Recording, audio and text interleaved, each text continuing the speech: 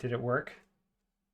I think it I worked. don't know. I Trying don't to look actually it know up. because I'm in studio mode and I don't know if it worked. You I'm go getting out of out of studio mode. studio Okay. mode. Hello everyone and welcome to Fable Table, an actual play live stream focused on what are we focused on? We're focused on critical world building, collaborative storytelling, and finding the fun in games. I'm your host Nick Bowen, ApolloNik, and you all know me.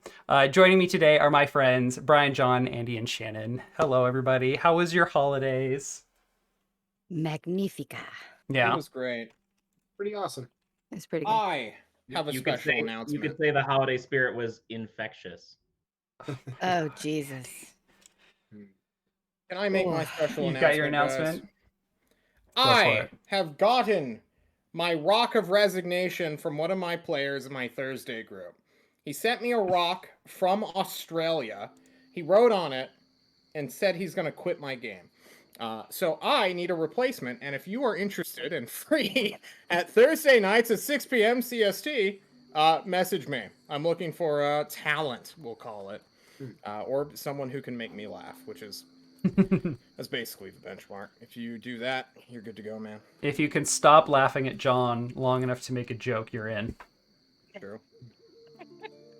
The newcomer has to accept that rock from you as initiation, right? Yeah. Okay. So give me your address and then give me your application. That's all you need to provide. Your Discord name and your mailing address, and you're in. Social security number. Mother's maiden name. Mm-hmm. What's the name of your first pet? I guess one of those two, just for reasons. Elementary school. All right, Nick, take us in. All right, so it's been a while because of the holidays and because we had a snow event and I was without internet and power for the last week and a half. I was hoping to do some streams of some other fun games, but just totally missed that opportunity. But we're back with episode 2 of Song of the Ravenlands, our game where we are playing Dungeon World by Sage Latour and Adam Coble. So we are going to dive in as soon as we recap what the heck is going on. I am notorious for not really taking great notes as things are happening, but writing down ideas of future things to happen, which then I ignore during my prep. So, but Brian backstage said he had a recap for us. So Brian, why don't you take us away? As I turn on one of my Christmas gifts, which was a ring light for streaming. Oh, look at that. I'm so much more illuminated. Yep, Wow. I got one as well. You can actually see You're me. fucking Pretty glowing. eyes. Oh my All I gosh. got for my birthday was a map that Eric sent me. Oh of my my god, Oh. it's gorgeous. home That's game. awesome. It's very pretty. That looks great. Brian, your All right. recap, please. Last time on Song of the Riverlands, we met our characters. Ravenlands. We're off to a great start here. Raven. Because I know what show I'm on. We met our characters in the Hollows, a small settlement in the River Valley. We all gathered at the Moss family kitchen, the town eatery, to speak with the leaders of the Moss family, and we were given 2 tasks to complete as they sent our group out into the world. 1, we were tasked to find the lost Moss family sword. And 2, we were tasked to travel east to find the lost Raven sisters. Everyone gathered supplies around town and then set out on the road east, with our first stop being the home of the orcs, past the valley and over the bridge. We learned that Wick has been viewed as an enemy of the Rust brothers. Our journey begins and immediately goes horribly. We take too long traveling, misplace some of our food, and then stumble upon an orc in a tree. A great big Cacophony willow notices- tree. Yes, Cacophony notices something odd and shouts a warning out to Basil, and Basil shoves everyone back quickly, only to have a orc urinate all over his face. Chives rams the tree, and then Wick tries to break the branches in an effort to get the orc to fall out of the tree. However, he hurts his back in the process, and then the party hears a strange whistling sound that sounds like singing. They notice at the tree line a small fox with dark red eyes, the source of the singing, and the party recognizes that fox as a demon. And that is where we begin our adventure today. Yes. Anything else anyone wants to add before we jump in to the action? I just want to point out that I am not covered in orc piss. That's literally everyone else. Cacophony is Nope. I thought Doing you all were right. only It's just one. Basil. I think it's just Basil and Chives, actually. Oh, He okay. succeeded No, I'm on pretty a sure strength defy Cacophony danger. like put orc piss in her eyes. I'm pretty sure you did Oh that, my and you're God. blind now. As we go to fight this demon.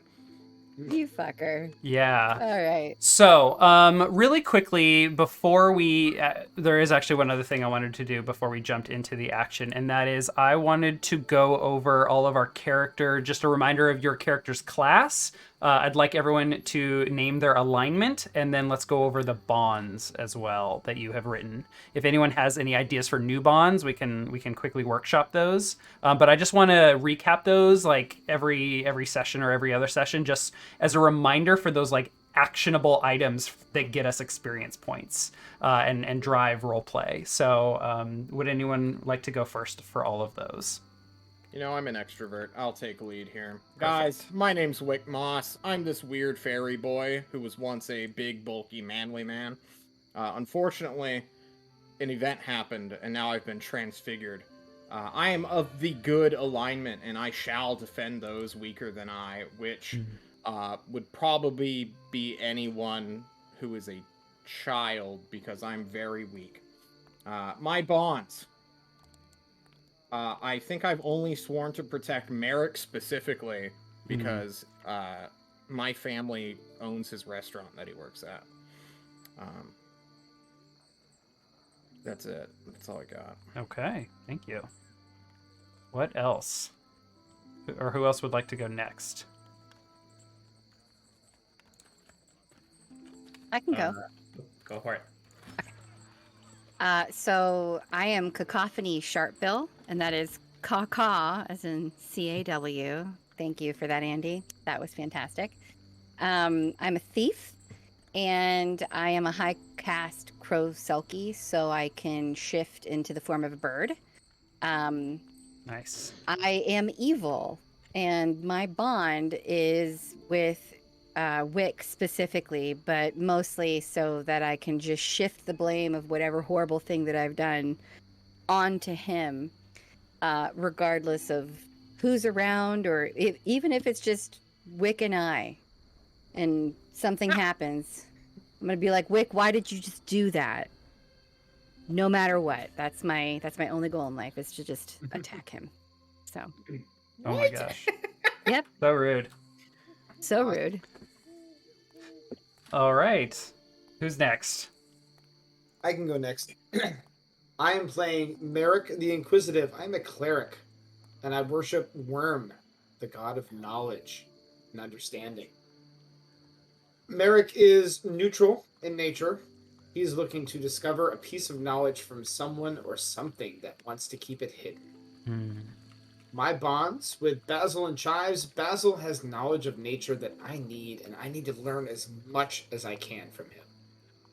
With Cacophony is unaware of the concept of tact, and I need to make sure that I teach that to her. Oh, And Jesus, for Wick, help me. Wick seems down on his luck, and I feel like I need to look out for him. Those are the bonds that I've decided. Okay. And And alignment. Did you mention your alignment? Yes, my alignment sorry. is neutral. Oh, that's right. Okay, great. And Andy. I am Basil, a human ranger raised by goat people, fawn in the mountains, who is bonded to a familiar ibex named Chives. We are a chaotic pair interested in keeping the land safe and people out of bondage where possible. My bonds are that I trust Merrick. We have a history of respectful dealings and an understanding, although I am suspicious of religious people and how that religion gets used against others. And I am, in regards to Wick, out of respect for Wick's patriarch, I will protect him, but also not stand in his way if he decides he wants to die, which is something he's already communicated. So our archetypal whipping boy has a lot going for him. So we'll see how this goes, I think. Okay, cool. All right. Well, unless there's anything else, we are going to jump into the action. Let's do it. All right. So, as you all might recall, you're standing underneath this great big willow tree, where our orc friend, who has yet to be named, was drunkenly pissing out of it and shouting at you. And in your attempts to bring him down out of the tree, you made a great big ruckus, and I believe he's begun to fall. He's like clinging to the branches. I actually don't recall if he had fallen out or not. Um, Not yet. Not yet. but suddenly you hear coming from the nearby forest, a dense forest, some strange, beautiful song, just kind of permeating the air, coming from all directions. And as you look to the forest, you see this just normal-looking fox, other than the fact that it's got these dark red, glowing eyes. And as this song penetrates into each of your minds, it begins to try and wrestle for control of you. So I need each of you to make a defy danger wisdom check, to see how well it goes trying to resist this strange creature. Boom. Please make those. Cacophony is not a wise person, so I don't have a. Oh I'm boy. not really- Oh, that's a point of experience. As Yes. Wick grabs his back, starts rubbing the little crook in it, and he's like, "Is that the song of the Ravenlands?" Yep. All right. So we have a failure from Brian, a failure from John, a partial success from Shannon, and a complete success from Andy. So, here, let me describe what happens as a result of this. And as a reminder, when y'all make fails, I get to make moves as hard as I want. You know, if you keep going the hardest, you're gonna be like the. You know what? I don't have an analogy, but we're gonna rebel. You better watch yourself. Watch your back, son. See, I'm What? taunting him to go even harder. Yep. It'll And work. we all died, and the show ended immediately. It's so good. What a great God, it's story we've Battlefield. told. Sorry, I'm looking for some decent music to set the scene. I think I'm gonna just dive into combat music because we're probably just gonna play jump to Clash that. of Kings or There we Rap go. Battle There you go. or Clash of Rats. Kings. Nice. Okay. Classic. So, all right. So Brian and John, that's Wick and Merrick. Yes. We have our little foxy here. You two are immediately, as soon as you hear the notes of this song, you are drawn to it. And this cute little fox, how bad could it be? At least that's what you keep telling yourself. And the two of you are immediately drawn in. You just begin walking towards the forest. Cacophony, it is much the same for you. I think you've been flying, right?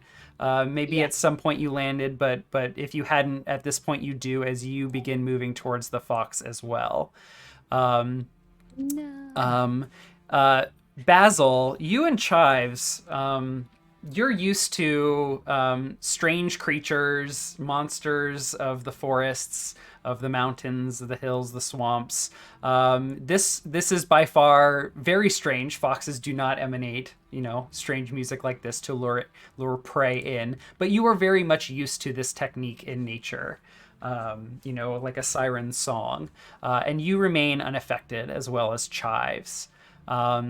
But you are still trying to grasp an understanding of exactly what's going on when other figures begin to emerge from the forest. There are several other demonic, well, the fox doesn't really look demonic, but you now see that there are several tiny fox-sized demons moving out of the forest, preparing to make a feast of your companions. So Merrick, Wick, and Cacophony are each drawn closer and growing quite close when you finally decide to act.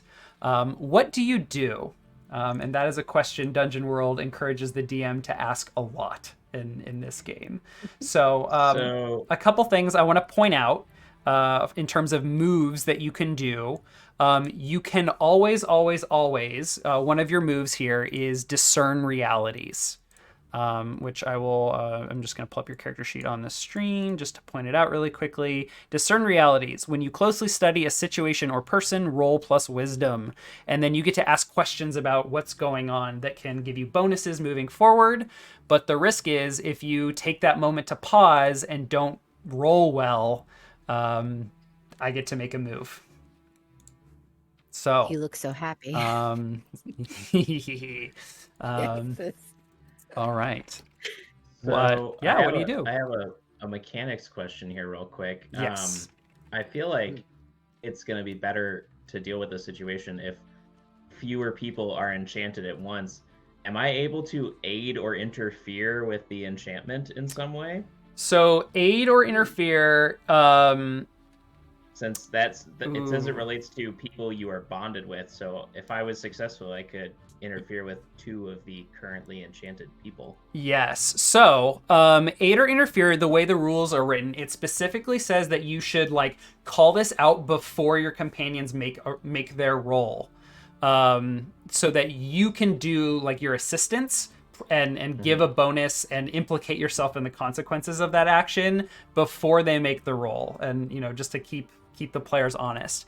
But I've always been a fan of allowing people to do that after the fact. So for example, Brian here rolled a 6. If you managed to roll successfully on aid or interfere, you could bump that up to a 7, which would allow Merrick to snap out of this a little sooner.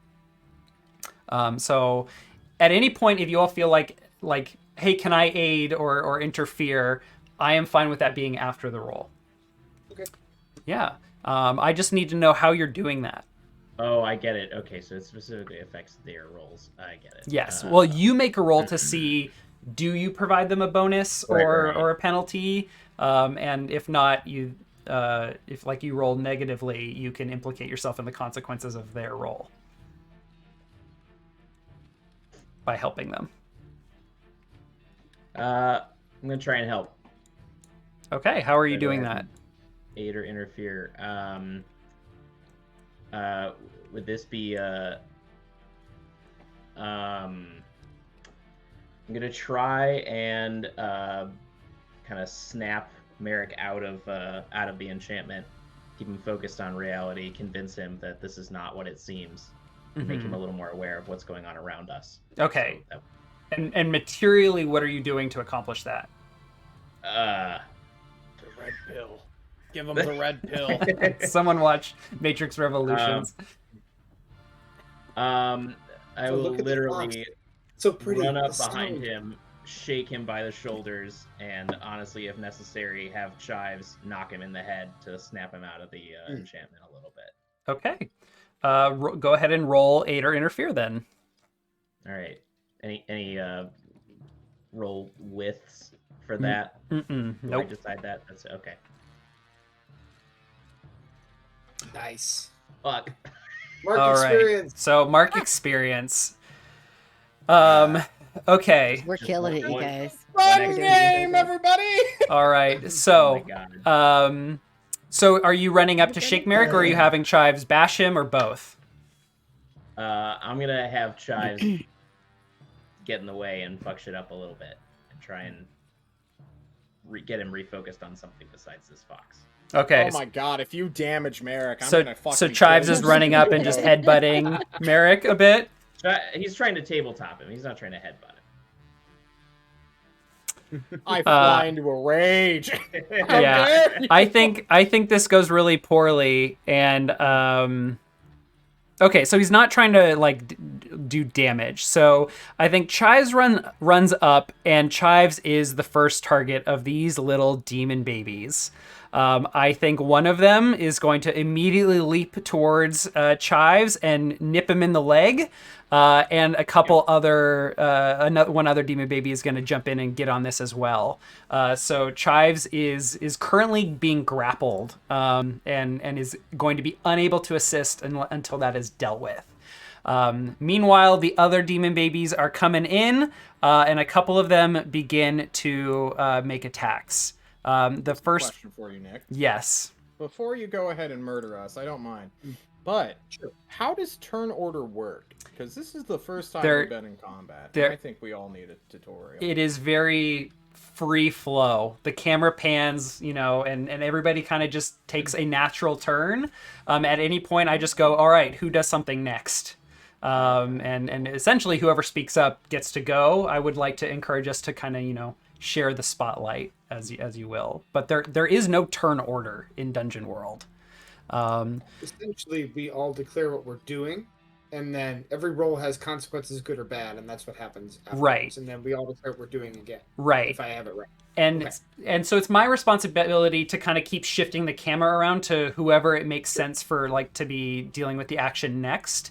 So, for example, we still haven't dealt with the consequences of John's failed roll. So Wick immediately gets nibbled on. Wick, go ahead and take 6 damage minus armor. Oh, cool.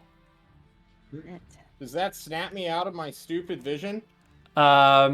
Yes, you're immediately pulled out of this, not confused and really not sure quite what's going on.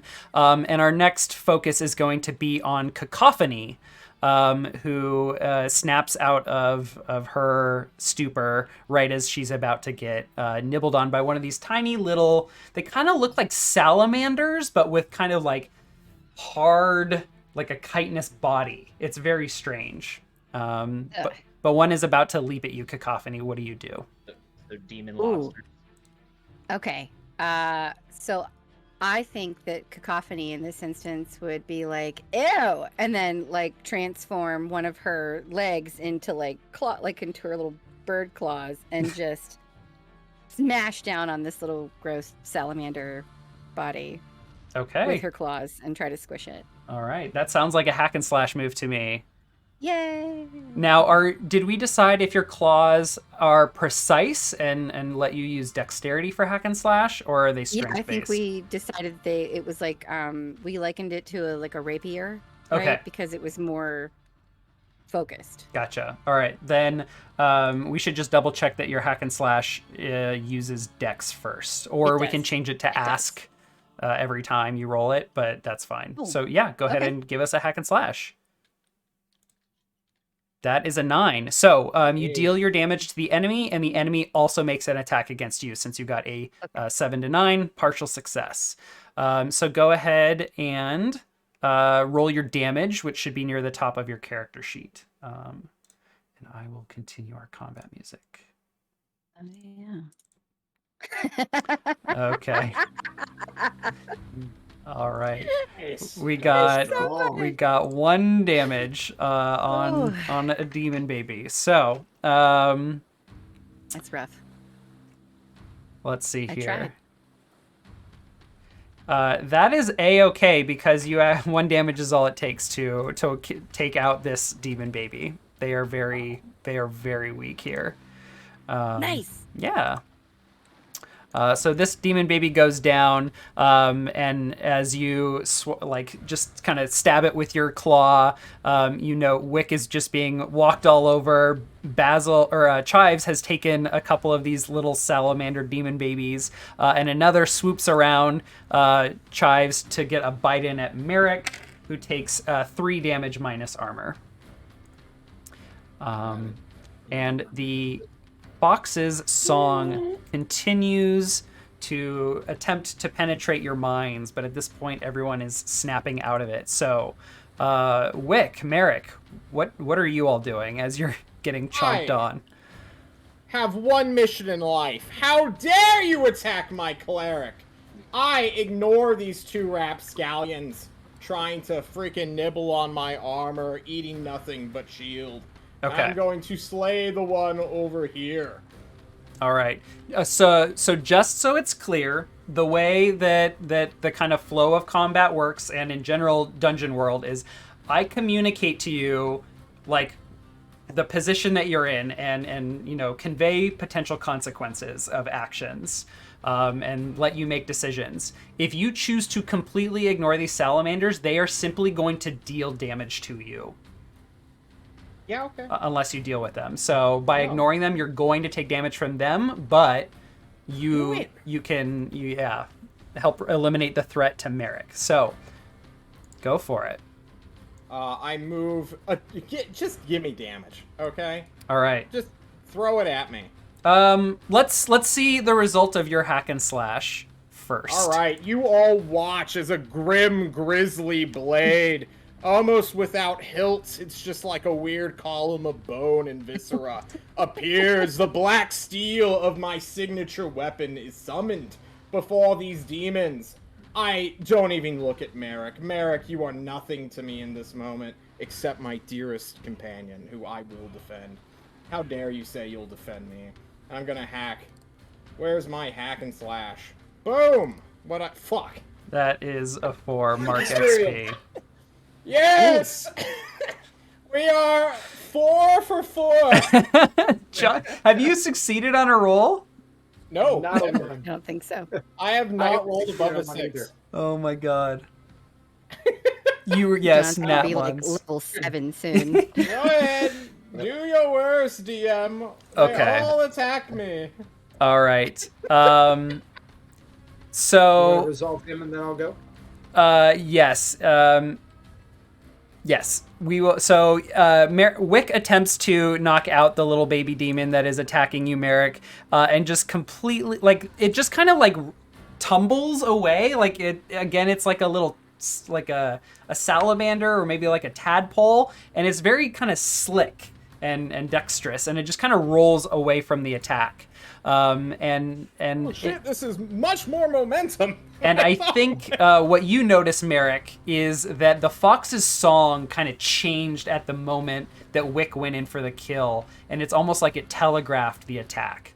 Meanwhile, Wick, you just get bashed in the back for 1 damage minus armor, which could be 0, I assume, because It's you 0, have yeah. like 3 armor, I think. Yeah, I have 3 armor. Nice. So that's just 0. Yep. But this dubious little fox begins running up to you, its eyes glowing redder and redder.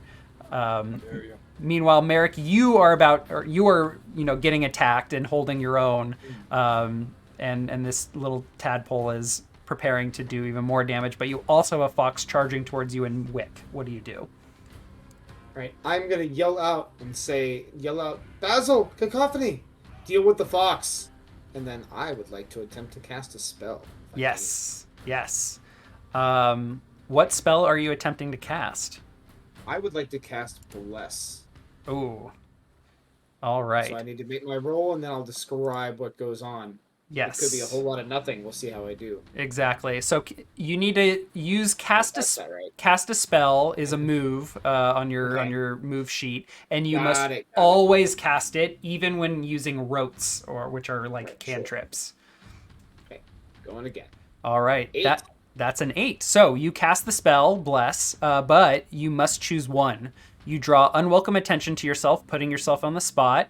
The GM will tell you how. Or your casting distances you from your deity. Take -1 ongoing to cast any spell until the next time you use your commune move. Or after you cast the spell, it is revoked by your deity and you cannot cast it again until it has been granted to you. I think I'm going to take the third option. I'm going to cast the spell, but then afterwards it'll be revoked. Okay, go ahead and unlearn or unprepare the blessed spell. And I'm going to write down that you have, it has been denied. So that means I get to cast it here. I just can't cast it afterwards until I commune. Is that correct? That is correct. So Wonderful. the other thing about the blessed spell, which you linked right above, is this is an ongoing spell, meaning that it is being concentrated on. And what concentration means in Dungeon World is anytime you want to cast a spell while concentrating on another spell, you take -1 for each spell that you are concentrating on. And you can concentrate on multiple spells. I've got a handy dandy little macro on my sheet all set up for it. So I've got Perfect. that set up ready to go. Okay, so everyone is blessed at this point. Is it? Oh, a combatant. So one person. Just one. So what Merrick's going to do is he's going to reach to his neck and he's going to grab onto his holy symbol, which is a cylindrical pendant made of silver with a brass snake that curls around the cylinder. The snake starts down at the base at the bottom and its head kind of just peeks over the top of the cylinder with eyes staring outward and fangs bared. And Merrick is going to turn towards Wick and say, Wick, the blessing of Worm is upon you. Let it guide your actions. And then Don't do on it, Wick's man. right shoulder appears this tiny little spectral snake. Just kind of weaves back and forth and whispers in his ear. Aim for the left. For the left paw. I love You it. can do it. Let me guide your actions. Ah! It's like a little Yoda. Excellent. Okay. All right. So, Merrick, you're gonna get attacked again since you did not address the threat that is attacking you. You take 3 Sure. damage minus armor. Got it. All right. Basil. However you want to say it, there's no wrong way. That's- What are you doing? I am going to pull out my bow adorned with leaves and crushed grass and herbs that are important to me and the goat people up in the mountains, and take aim from a distance at this fucking fox. Okay. Just to color your choices right now, obviously the fox is moving in. We have Wick and Merrick being attacked, but Chives is being dragged towards the forest by these 2 little tadpoles.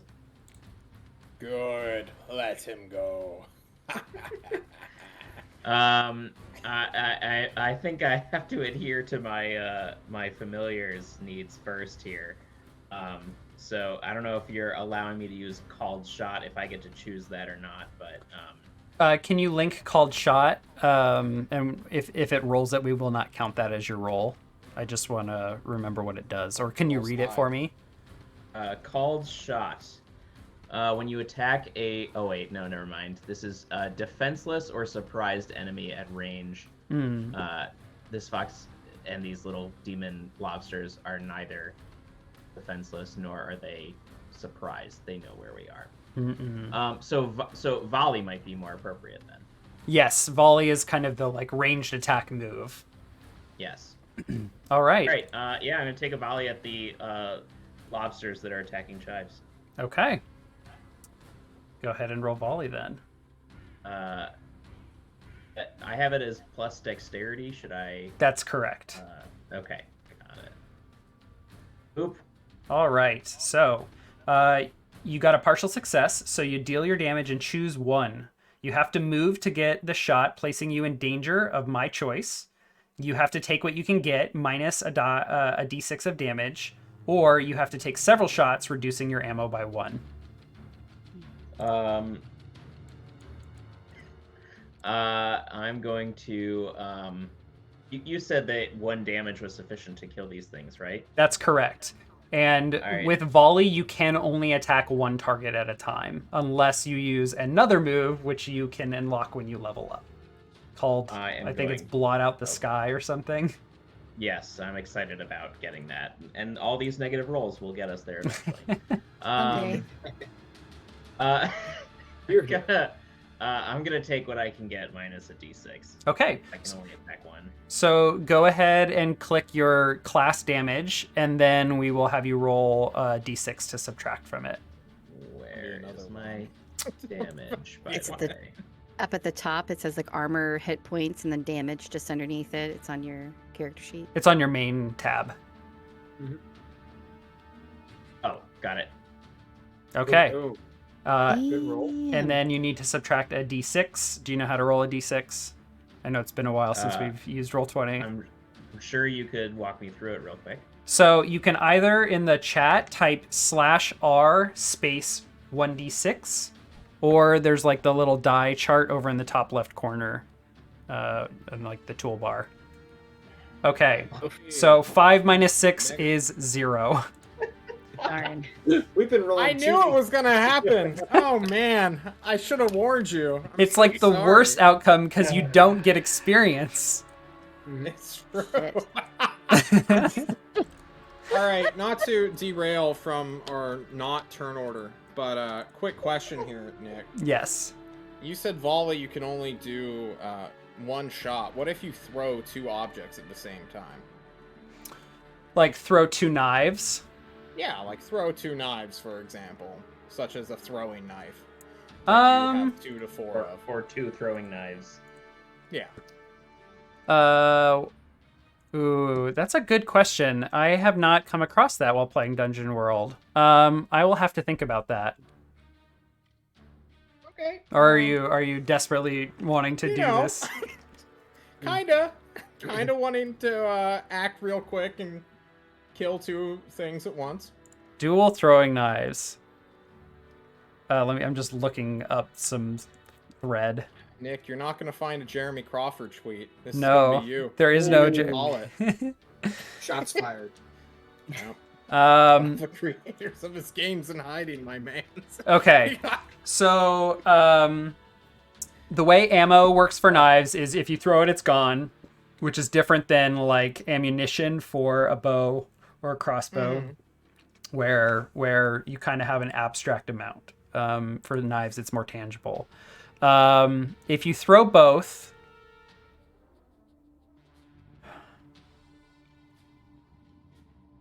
you suffer a -1 penalty to your attack, and you subtract 1d8 million. No, I'm trying to think of something fair. You're asking me to kind of homebrew on the spot. So you get a -1 penalty to the attack, and you do 1 less damage, we'll say. Okay. But you roll twice for damage. Oh, nice. Oh, okay. That seems fair. Do I roll twice to hit? I'm fishing for experience. Oh, Don't say yes to me. maybe that is how we should handle it. Just have multiple volley attacks. Okay, let's use. So there's a system called Exalted that I like, and you can perform as many actions as you want on your turn, but the more you do, you take a consecutive penalty to each. So if you throw 2 daggers, you get -1 to each attack. If you throw 3 daggers, you get -2 to all 3 rolls. Oh my god. Does that make sense? Oh, dang. Yeah, that makes perfect sense. Okay. Can I That do sounds like pure experience farming for John there. Be careful. Yeah. Yeah. He's becoming too You powerful. know what? I need to find some way to get rid of this +1 that Shadow gave me. This works out great. Holy shit. Okay. Are we still going? Well, we don't have turn order. No. Right. I feel like Well, I would. you Shannon's should. turn to have. I was gonna say, Yeah. I think it might be me because. Yes. I agree. do it. Just go. Okay. Just take your turn. Kill the fox. You know you want to. I do. I really want to kill the fox, but I also kind of want to help Chives. You're but it's evil. Not in my You are nature. evil. I know. It's not in my nature. I just said it. But I do What- want to help Chives because I love goats. What's one goat to you, though? To cacophony, though. Dinner. No, I'm just kidding. Sorry. That's mean. I'm sorry. I take it back. I'm gonna do another. Okay. I'm horrible. I'm a fucking monster. I think I have daggers as well, but I think that how big is this fox? It is a normal fox. Oh yeah, I'm gonna go after it. I'm gonna do some hack and slash again, I think. Okay, so And you're I gonna missed. run up to it and try and stab it. I did, and I missed. real Okay, you run up to the fox. You attack and miss. Mark XP. hard. Sure did. All right. So here is the rub. I get to make a move as hard as I want. He slips all of them to send. Cacophony, it's not that you didn't hit the demon. It's not that you didn't stab into the demon. You in fact did stab the demon. And just as soon as you plunge your talon your transformed talon, because again, you're a Selkie who can kind of like shape shift, either as a whole into a more bird-like person or a more human-like person, or even parts of your body. Is that right? Yes. So you just plunge your talon dagger hand into the fox, and as soon as you pierce through the flesh, the skin into the flesh a little bit, you come across something incredibly hard, and it is not bone. Like you've like cut through bone before of animals, and that is not what this is. I'm breaking a nail. Is that what you're saying? What? Did I break a nail? No, not quite. But what you did do is cut open the mask that this demon was wearing, and where the fox once stood, the skin where you pierced it just immediately begins to kind of like peel away over a much larger shape, and as the kind of skin husk, just like a costume even of the fox, heals away, kind of emerging out of it is a giant purple looking like a cricket looking thing. It's our boy. But real nasty looking. So it's got the antenna, it's got mandibles that are snapping at you, and it's just got this hard chitinous body that appears to be just like oozing some sort of putrid, disgusting smelling liquid. And as you look at your claw, yes, you are burning from some sort of acid. Take 1 damage. I'm getting off this planet, Kay. It's a Men in Black guy.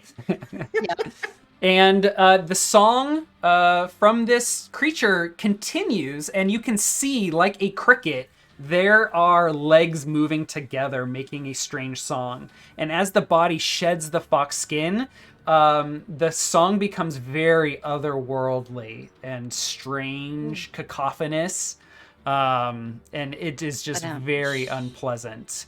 And the cricket demon says, "Take them, my children, feed. I don't like that at all. I hate it. And this demon is going to immediately attack you, Cacophony. So you are going to take. I gotta find my stats for this demon. A different die. Take 5 damage. Do you have armor? I have 1 armor. Yeah, it ignores 1 armor. Take 5 damage. It's like, fuck your 1 armor. Take all your damage, bitch. So we've had a few people taking damage. Cacophony, you look like you're at about 3/4 health. Merrick, you've only taken 4 points. Wick, your armor's like keeping you solid there. Yeah, I'm whatever. Okay. So Wick and Merrick, this giant demon has appeared, and is just chomping at Cacophony, but you still have some little babies to deal with. What are you two doing? Throw the knives into our flanks, trying to attack 2 at once. The 2 near you? Yes. The sword's not working out. Can you make... my turn, I'll hack and slash at the one that's nearest to me. Hang on 1 sec, this music I was gonna get loud. this one and this one. So, Wick, these enemies are not at range. So a volley is not going to make sense here. What about the 2 eating the goat? Sure, you could do that. That's a great idea. Alright, I'm gonna save He's the Basil. fucking ibex, thank you. He lost ibex privileges when he's getting beaten up by 2 worms, okay? Is that okay, Nick? A 4? No, I haven't rolled yet. Oh, sorry, I saw Cacophony's roll and thought that was yours. I just assumed that you rolled a failure. Roll. Did I do that, though? What was the... Is that okay? What were you asking? Yeah, I'm asking for permission. To throw twice? Yeah. Yes, you can throw twice. And All since right. you're blessed, you have +1, but since you're throwing 2 daggers, you have -1. They cancel out. All right, we're throwing. God damn it. 2 daggers go flying. And I got 45-degree 6! angle. Opposite direction. Opposite direction. Whoa! Is that 2 points of experience? I'm going to say yes. And when you get double fails, John, I'm just gonna make it that much fucking worse. Do it! All right. So again, I get to make I don't moves. make the dice. I get to make moves as hard as I want. Wick, both tadpole demons, whose chitinous bodies now very much like kind of resemble the chitin on this new demon, this full size one that's appeared, but they are not quite like poisonous. The way Cacophony's dealing with poison. But these two both leap up and grab your arms. Okay. And that's you fine. are not going to be able to do anything like weapon-wise until you deal with that. And you are taking 6 damage minus armor. Okay. All right, Merrick, what were you doing? The snake on Wick's shoulder whispers, "That was really stupid." I'm sorry. I will attempt. I have the one tadpole demon that is on me. Yes. I will attempt to deal with this tadpole demon. I would like to try to take my hammer and smash its face. Okay. Give me a hack and slash, as it also is leaping up to bite you. So it will strike at you for 2 damage minus armor, and you deal your damage to it, which will kill it. Yep, you dealt with this one. Wonderful. Okay. And then, at this point, everything is distracted around me. I feel like I want to go and put myself between the woods and the demons that are dragging Chives away. I want to block their path. Okay. Am I able to do that, or have I already taken a move and I'm stopped on this turn? No, that's fine. You can move over there. We'll come back. Move to intercept to make sure that they can't get into the woods away from us and go after Chives. Yeah. Basil, while you are lining up another shot in whatever direction you feel is appropriate at this point, above you in the tree, the orc is calling out, "They're taking your goat!" Got him. What a Chad orc. And he just he reaches out to point, and then he stumbles and just drops his arm to grab the branch that he's clinging to, and he's like, I'll just stay up here and shout out what's going on, so you know what's happening. I ignore this drunk asshole, but first correct him and point out that he's a goddamn ibex. Second of all, in that keeping that in mind, since volley didn't work, I think I command, that's a move, Ibex to start bucking his curled horns around and fucking shit up on his own. He doesn't need my help at this distance. Okay. Can you link me his training really quickly? Just click your chives. Let's see here. Quick reflexes, trained to fight humanoids, can scout and guard.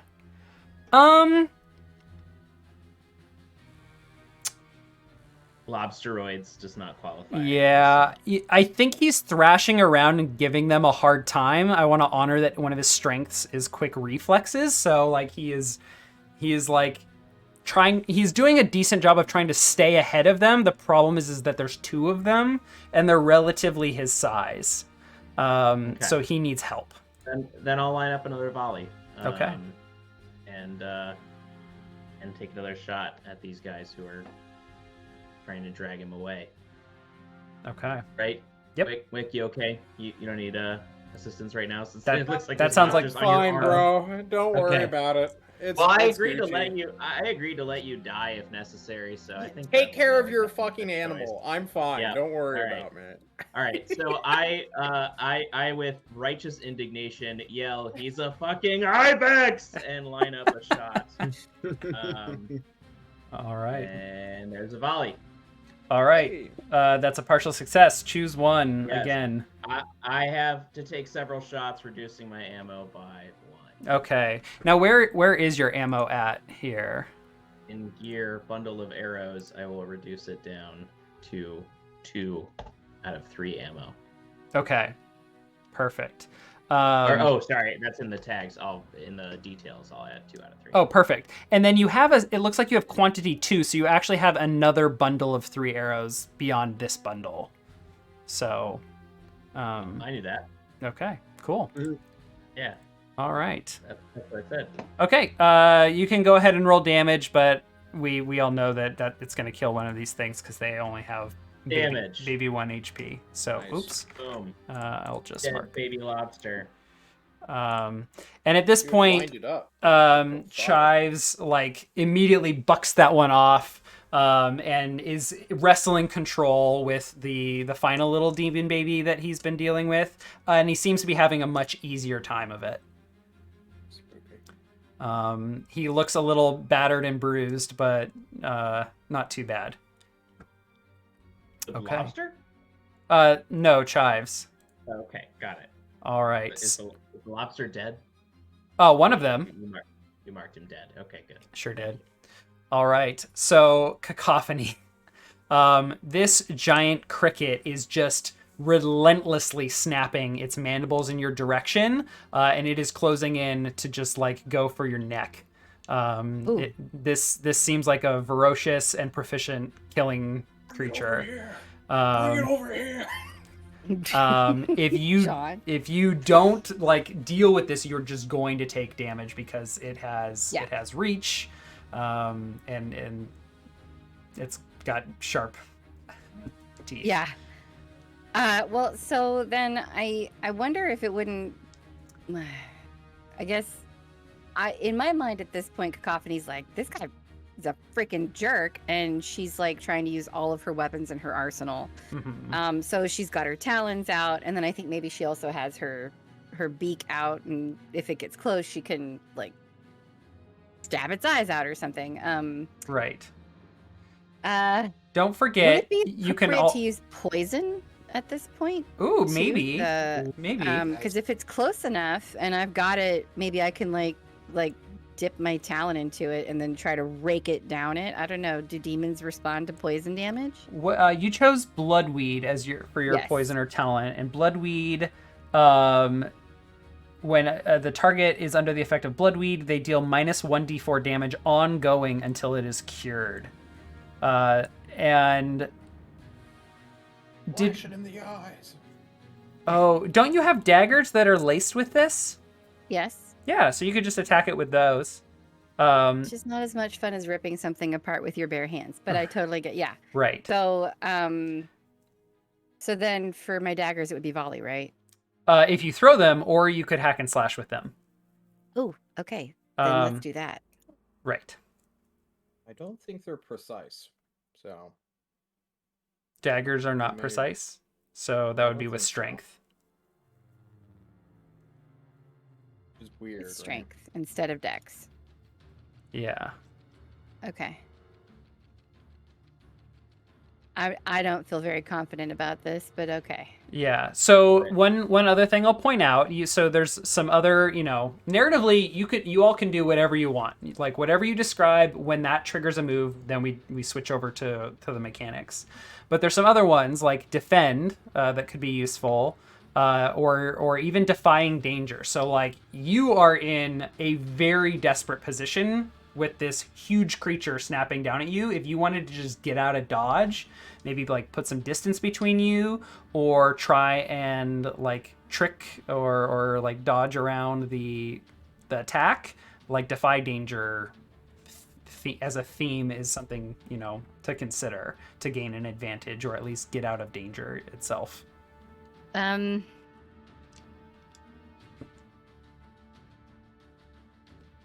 I think that, well, okay, I don't know. I guess I have the same chance of hitting it with a dagger, regardless of like how close I am to it, right? Because it's not. Right. Well, unless you like first defy danger to like like tumble and roll away or fly away quickly and dodge the attack. You could then volley since you'd be at range. But otherwise, you cannot volley this close to the target. Okay, then I'll do Defy Danger and then a volley, assuming that it is partially or completely successful. Okay, what does that look like? What are you doing to defy danger as it is like snapping at you? I'm gonna spread my wings and be like, "Bye, bitch," and then like try to like fly away from it. Okay. I'm trying to get as much space as I can between me and Mr. Cricket. Yeah, that sounds like defy danger dexterity to me, like trying to get away very quickly and precisely. Okay. Yeah. If you leave defy danger on ask, you can always specify what skill you want to use. I put it as Dex. Okay.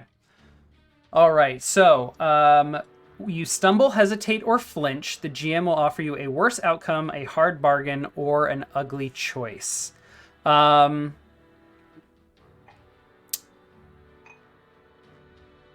her a bargain.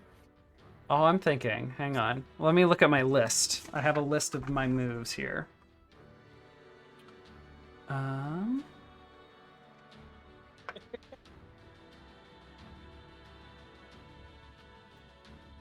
So, in order to get away, let me just look around on your character sheet here really quickly. So here's the hard bargain. You can get away, but it's going to, instead of hitting you, hit your healing potion and destroy it. But I need that for me. Negotiate. Shit. This is not soft bargaining, John. This is hard bargain. There's always room for negotiation when a bargain's involved. Well, okay. Or you can just take the damage. I would rather I'd rather lose the potion and get away, and then have the opportunity to volley. So just to be clear, you get away either way. Right. Because you rolled a partial success. So I'm not taking away the fact that you managed to get away. It's just a matter of where does the attack land? Does it hit you or your potion? Potion. Okay, your potion is destroyed. I'm deleting it from your character sheet. No. Oh, All right, you get away. gone. I got away. So it swipes And at you, hits like the potion through your cloak, and just barely misses you. But you manage to pull away. Near miss. So Good job. I'm gonna go shink and then throw my poison dagger at it. Nice. All right, give me that volley. Than before. Yeah. That is a There it is. 12. All right, you have a clear Nice. shot. Deal your damage. Go ahead and Oh, roll. watch, it's gonna be like 0.5. Oh god, I can't. It's class damage. Nice. All right, You're so always getting a D8. as you probably feared, this Great. cricket has very tough chitinous armor, and you knew from your initial blow, hitting it through the fox skin, that it was going to be a tough sell to get that dagger to pierce. So you do no damage, and it is not poisoned. Damn it! I Um, thought it dealt a 1d4 on. No, your poison, what your poison does, if we read Bloodweed, I'm just going Right. to pull it up for the viewers here. Lost 50 gold. Dealt no damage. Well, she can Man. brew this stuff. Yeah, I'm a Wait, poison healing master. potion? Healing potion. Yeah. The healing potion, yeah. So the target who gets poisoned deals minus 1d4 damage ongoing. Oh, right. So its attacks become weaker. So I did not even break the shell on No. this freaking mud bug. All right. No. Like, And It's fine. normally, like even just touching this poison to the skin of an enemy or a target would be enough. But you see this oozing chitin on its skin interact with your poison, and your stuff just burns. It just sizzles. That's unfortunate. Yeah, it's a gross chemical reaction on its body. Okay. I'm gonna let them know, like, we need something stronger than daggers. I'm just gonna shout to the group, like, hey guys, he's got a real hard shell. The end. I don't know. Mhm. That's Okay. Uh, It's time. the cricket lets out a hiss in your direction, cacophony, and yells, "You fool! Children, we must flee! Protect your What? mother!" Where are you fleeing? No! We gotta get you! And Don't! yeah, your monsters just continue to nibble on your arms, Wick. What do you do? oh gosh. Alright. Talk to me about defend. So, I want to do some, like, everything is failing around Wick right now, okay? Yes. Nothing is going right. He cannot attack, so he must defend. I have 2 little nublins on my arms. Is there a way for me to use the defend move in some kind of, like, oh, I'm building up my chakra energy or something? Or whatever John, the hell the elf. I tried to be clear before. You can't do anything until you deal with these.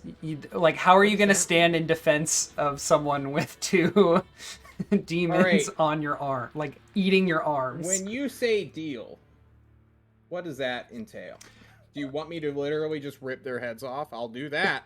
That you tell me how you deal with it. All right, I'm lifting them. I'm just going to start eating them. All right, I'm just going to rip out their throats with my bare teeth. Fine. You want me to... Hey, I've eaten a fairy. I'll eat a demon, too. Fuck it. We're going in. What do you want? Okay. What do you want from me? My danger constitution? Because they can't dodge me.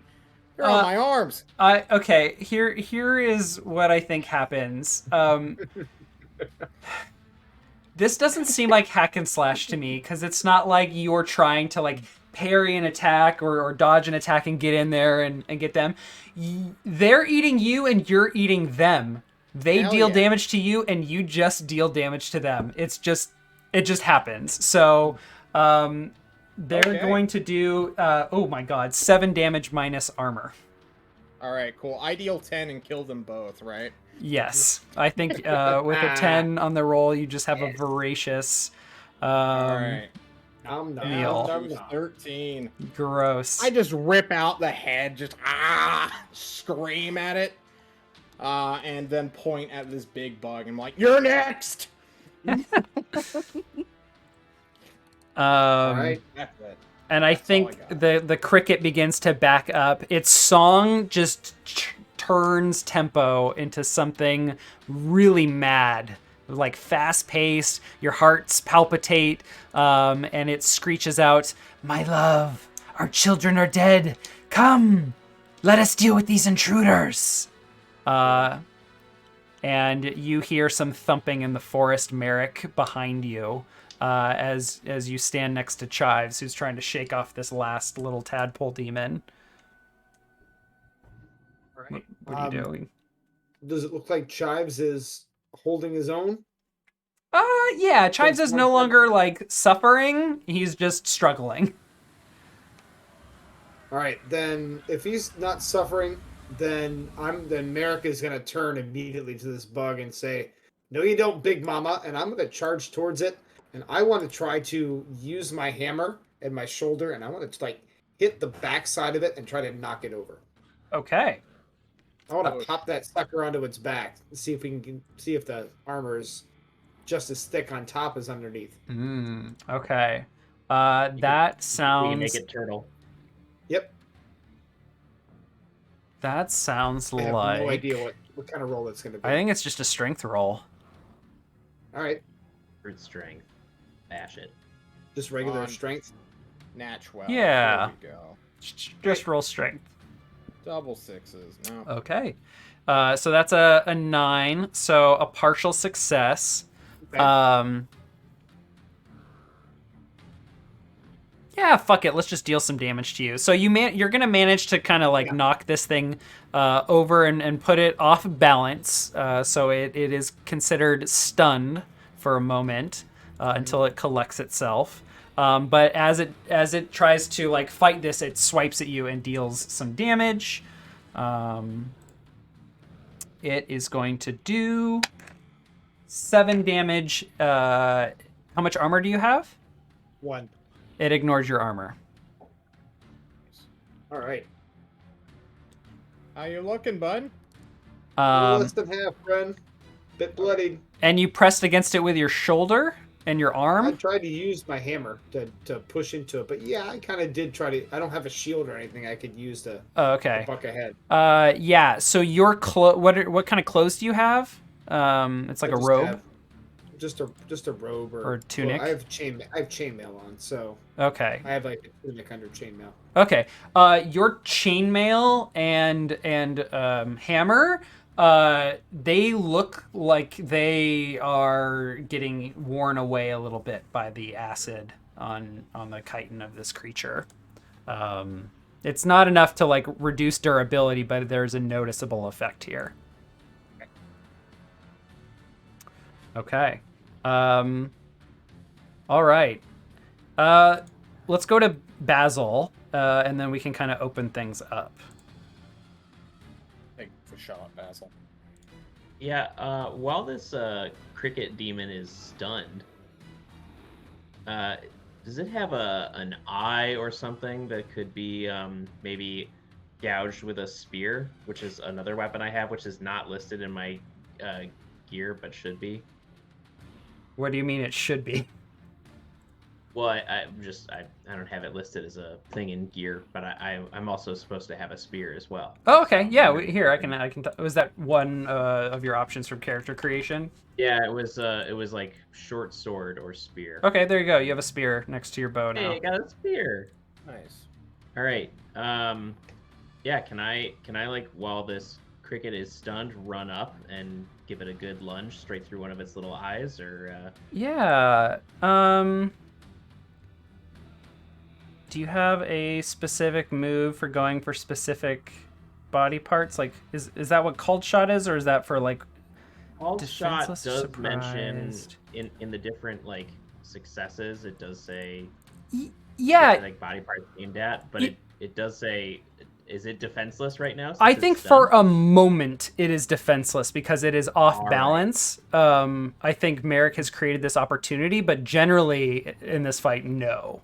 But for this moment, because yeah, I want to reward that action. So yeah, go ahead. All right.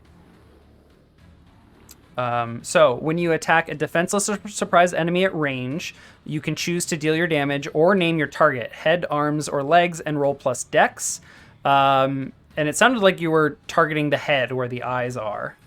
Yes. Okay, so on a partial success, head, they do nothing but stand and drool for a few moments. Nice. All right. Well, the stun continues, and I think I just call out and say he's still unaware, still stunned. Now's the And time. you deal damage too. Yeah. Oh. No. Oh, never mind. Oh, Or name choose your to target. deal your damage or name your target. Okay. Right. So no, he doesn't deal damage, but he's Okay. so stunned. So Okay, makes sense. just to be clear about how this works. Oh, I get it. You could have said, I want to, like, this is a defenseless target. I want to deal my damage. And then you don't roll. You instead deal damage, or you roll and one of the effects applies to the target. Oh. Right. Yes. So I didn't know that. no, that's fine. So given that fine. clarification, what would you have chosen before rolling? Or what would you like to do? Just stick with it, bro. It's too late Yeah. to go back. Out of adherence to the story we're building, I feel like I aimed for the eyes and didn't succeed. Well, you still get this effect of they stand there and drool for a few moments because you have hit them in the head. I think with the hard chitin of the body, like it insulated them Yeah, from damage, but you hit a soft spot and the spear bounced off that, but they're like reeling for a moment.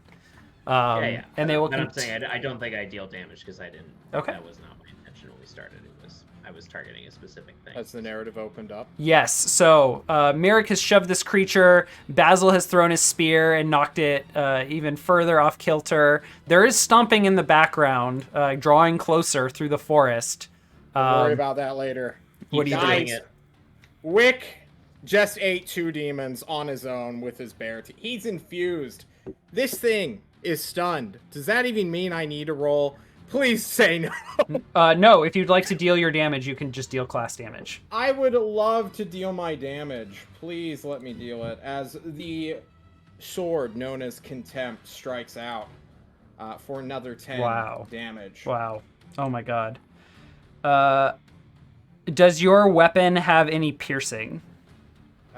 It does not yet. Okay. It just has +2 to damage. It's cruel and barbarous. Okay, I'm going to make note of the creature's current health. As you cut into it, you just feel that this chitin is super fucking tough. Of course. Okay, so that is, oh my gosh, that's quite a bit of damage. There's nothing else I can do, right? No. And is your tell me about your weapon, and let's look at some of the tags on your weapon. My weapon is a signature weapon, which basically tells me, or tells you to get fucked. Your weapon is your best friend. It is my life. It is my master. I am its master. Blah, blah, blah, blah, blah. I took out a lot of stuff because I did not like how big this block of text was. But if we go to good old Dungeon World, and we go to Fighter, it's basically just a magical two-hand, or a magical sword. It is magical. Okay. Yeah. All right. You can see that the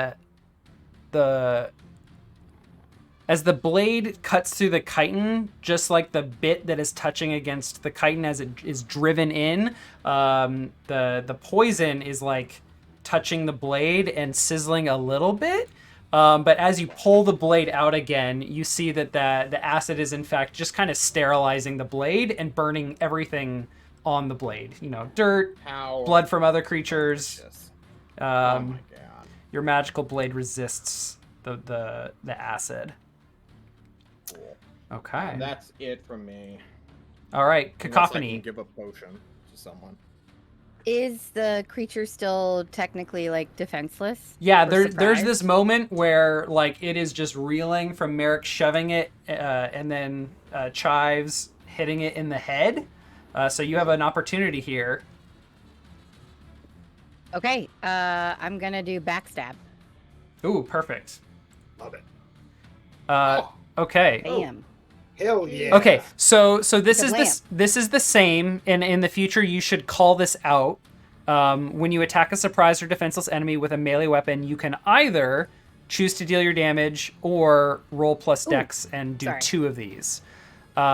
So like how I gave John the option to just deal class damage, you could have done that, but this move also lets you choose to try and roll for some even better stuff.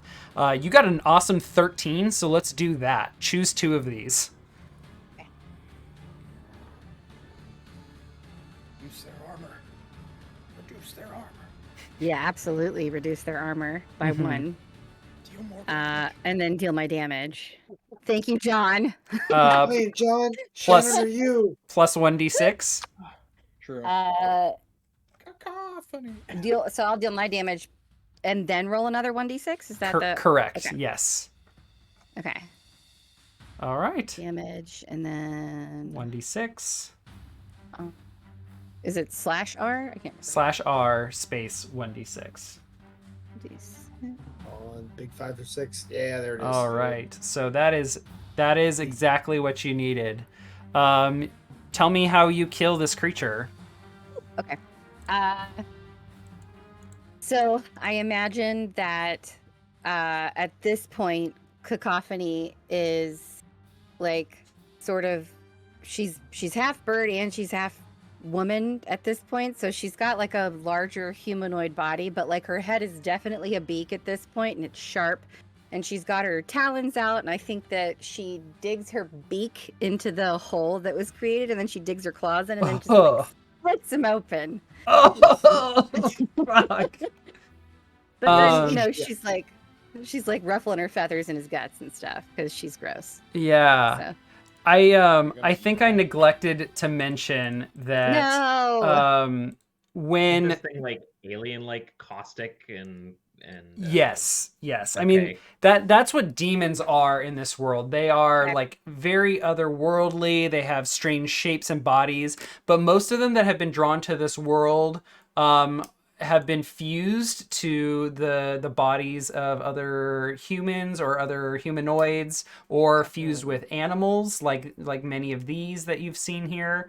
But they can also manifest their own bodies as well, and just be very So strange. did I get acidy burned when I did that? Is that the Yes, you did. Okay. So go ahead and take 1 damage that ignores armor, and then I want you to also take the debility sick, which affects your constitution. Constitution? And Sick, bro. what Got I failed to narrate was that as Merrick shoved this creature and it attempted to regain its balance, the creaking of the strumming of the legs. I don't know what it's called when crickets like rub their legs together. Maybe it's just rubbing their Stridulation.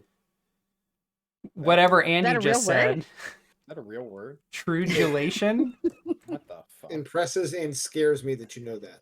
That's awesome. And he's a Trudulation. bug guy. Well, I'm not going to question it. I attempted to spell it and Google suggested triangulation. Oh wait, I think I have a different word. Hang on a second. There's a Oh name for it. no, he No, just- misspoke. You should have claimed victory and Yeah. moved on. You should have just gone with it. So that stopped immediately as it was attempting to regain balance, and then it just never started again because it's been stunned for this moment that you all quickly went in for the kill. Nice. Just keep backstabbing him. Okay, no, Shannon, you're done. You're done. Sorry, I didn't mean to click it again. You killed it. That was a good Oh my roll. God. That was a great roll. Can I just okay, I'm done. That was 2 All right. fantastic rolls back to back. Right. Never again. I believe I'm the only one who has not acted since he was stunned by Basil. That's correct. And you hear a stomp, stomp, stomp getting louder and louder behind you. What are you doing? I'm gonna yell out, "Something else is coming! Quick, regroup!" And I will move over here next to Chives and try to bash the shit out of this last little guy here, and All then right. run back to safety. All right. Give me your hack and slash. On it. Give us more music, Nick. Oh, nope. All I right. fail. So, Merrick, Very ends. as you go Hi, to Chives. attack Chives, your hammer comes down true. Chives sees you. He's well trained. He stops bucking for a moment and allows your hammer to come down. And out of absolutely nowhere, the thumping, the stomping stops for a second. And far deep into the forest, you see a giant frog-like demon. Its tongue Shit. plunging towards you. It grabs the baby demon and pulls it out of the way at the last second. And the frog turns and begins hopping away. Stomp, stomp, stomp, stomp, furiously. Way too fast for you to catch. But you do notice that on its back are little what look like frog eggs. I mean, they're probably the size of a cantaloupe. And you see that they are fertilized with more baby demons. Kill it with fire. And there is. My God, it's got babies. I think More it babies? just gets away. This is a dense forest. You lose sight of it very quickly, unless you have some sort of like quick ranged spell that you could cast. No, I'm good with ending the combat. and being Okay. done. At this point, I don't want to get. I'm hurt. All right. Yeah, I got burned, but it was worth it. Good job down I'm there. still burning. I will pat the ibex on the back and then move back over Aw. towards my friends. Is any of this creature edible? Or is it just all poison? Play to find out what happens. No, I don't think And maybe we should take our break No. here and we can find out what Sounds filet good. mignon tastes like on the other side of our Mm. break. Bug is just big chicken, right? everything tastes like chicken, so might as well. We will be Demon right back. Thermidor. Is my Hello. space heater audible? Oh. Good timing, Andy. No, Andy, your space heater is not audible, and this is Good. Fable Table. Welcome back, everybody. Damn. We've done it. We have killed the demons, most of them anyway, but the mama frog demon who was lurking in the back. Huh? Oh, that was the dad. No, I the could have mama swore was the you frog. referred to the cricket as Yeah. the mom. Yeah. How about we No, don't take the a narrow cricket view of said, I'm "My not gonna children, let's flee to protect your mom." Sexist. Y'all are sexist. Anyway, I thought she was referring to herself. Lobster paternity can be many different things. So You're many. No, you're right. It's true. Oh God, the unholy offspring of a cricket, lobster, and a frog. I don't want to live on this planet. Okay, Jesus well- Christ. Ugh. Rick shouts at the orc. Yeah. Yeah, I feel like my next thing is getting this orc's attention and asking him what the fuck. Can I climb up this tree, by the way? Can I go Sure. up there and get him? Have you climbed Is a that- lot of trees before? I am, and I was raised in the mountains. I'm a compulsive climber. Okay. We'll just take that as canon, and I won't make you roll for it.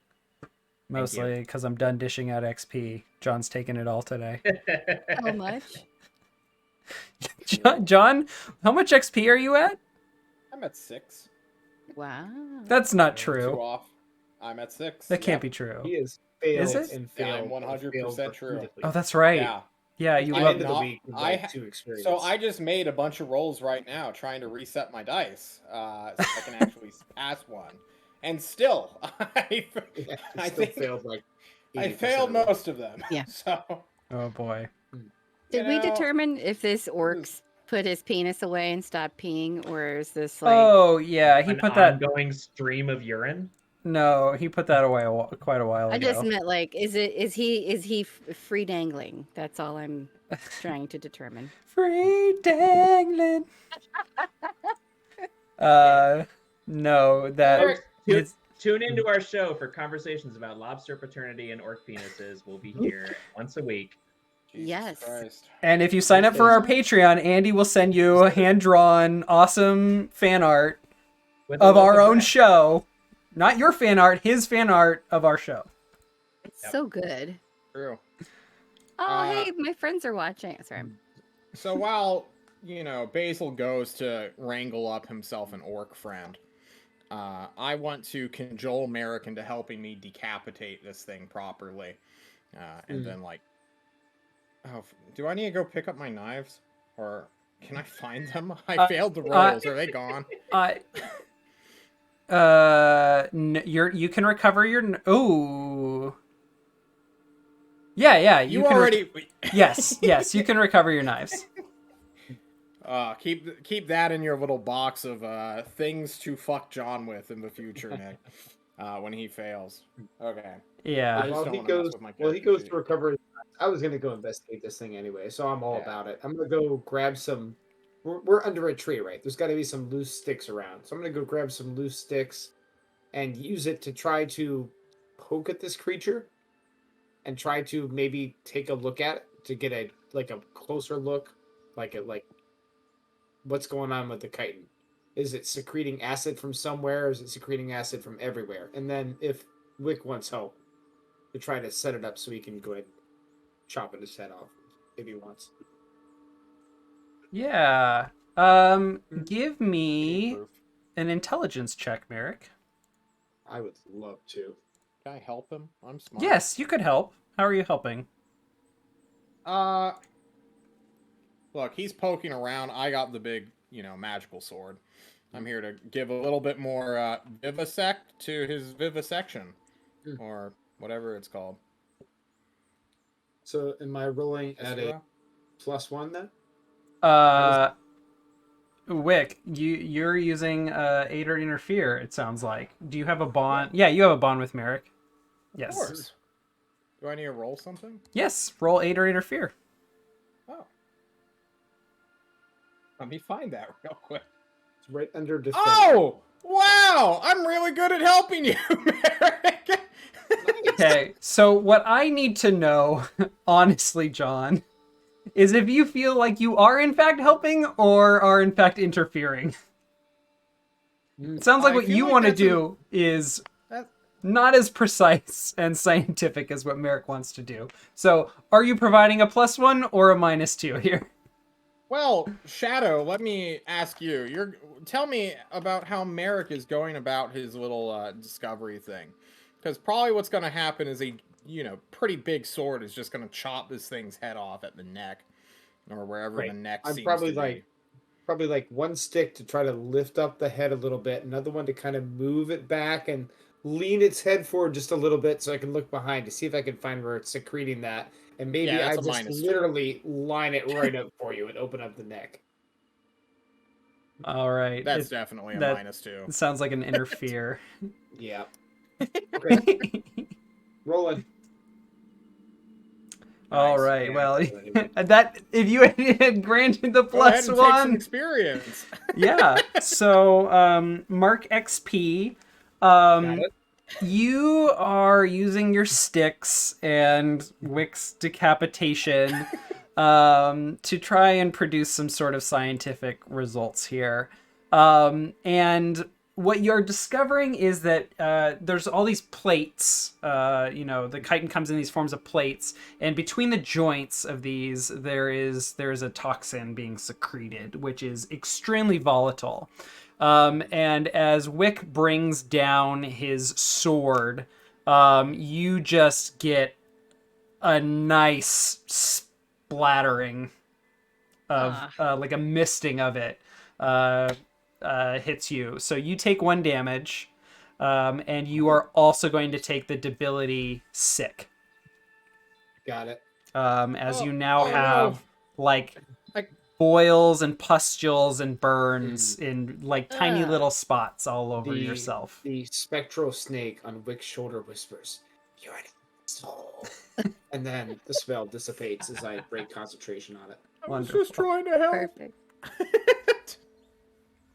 I was thinking, could Cacophony use the secretion from the critter as like a type of poison, since its own shells didn't seem to be affected? Like obviously, like its chitin didn't seem to be affected by its secretions. I could make like a container out of the thing, and then put its Do you poison have inside of it. Do you have a vial? Do you have any equipment that you could use to carry some?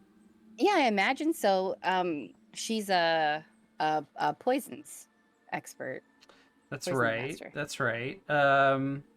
Let's look at your equipment here.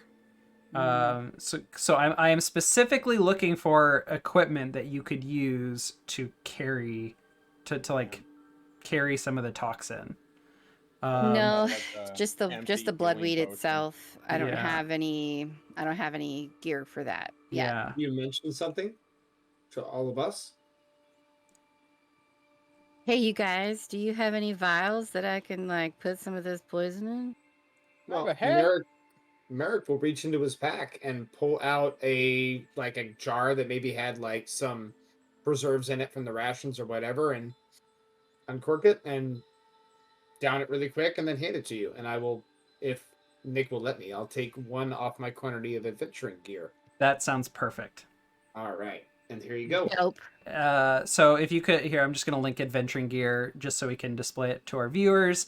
Adventuring gear is kind of like a catch-all item, which is really cool. You don't actually, when you're buying adventuring gear, you don't have to say what you're buying. You just buy adventuring gear. And then later you get to go, yeah, I have some useful mundane item, such as chalk, poles, spikes, rope, a vial, or jar. When you rummage through your gear, you find what you are looking for and mark off a use. So yeah. Merrick, go ahead and mark down 1 use of adventuring gear. I have 4 uses remaining. Yeah. Yeah. So, Cacophony, Hey, you will be able to collect a little bit of this, probably enough for. Actually, let's have you roll to see how much you're able to collect. Okay. that- What am I rolling? Dexterity. You can right? like drain the head, right? Oh yeah, that would work. Yeah, I want Um, this head. So See this hack and slash, volley, defy, dangerous turn. I think this is just going to be some sort of maybe like a strength check. I think it's more like intelligence or dexterity. Like, are you using your like are you judging the situation and how you're tipping it and making sure that you're avoiding any other contaminants, or are you just trying to do this like very carefully and use your physical prowess to I think make sure that that she would. I think she would try to be as delicate as possible so that she doesn't touch any Okay. part like more than necessary, right? Like places where she could hurt herself any more than she already has.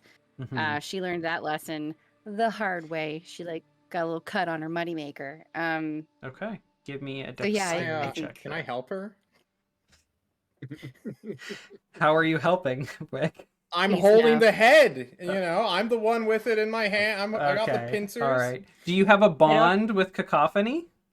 I I don't do trust have him. a bond. What's I your- do I have a don't feel bond good with about her. this now. What was your I will bond? get back at Cacophony for all the wrongs done to me. Cacophony, what did you call me? How I dare you? misspoke because people were reacting before I could say it, and it made me Okay, laugh. roll, aid, or interfere, please, John. I'd Jesus love Christ. to. Oh. Isn't that lovely? What I Nick, can't- I had one good roll for this entire session, and it was to fuck with Shannon. Okay, Cacophony, go ahead and roll dexterity, please. Just dexterity. Okay, that is a 9. Let's see Now, the how. real question, Nick, is as Wick goes to most likely interfere with Cacophony and fails, yeah. does he actually help her? No way. You were aiming to interfere, John? Of course, yeah. I Yeah, want to get this shit all obviously. over her. I accidentally fucked up Merrick. I intentionally. So here's the thing. When I was trying to help Merrick, he got damaged, and when I'm actively trying to hurt someone, it backfires immediately. John, I feel like the dice are just delivering They're telling a your story. character the way you meant to tell it. Oh my god. It's so yeah. good.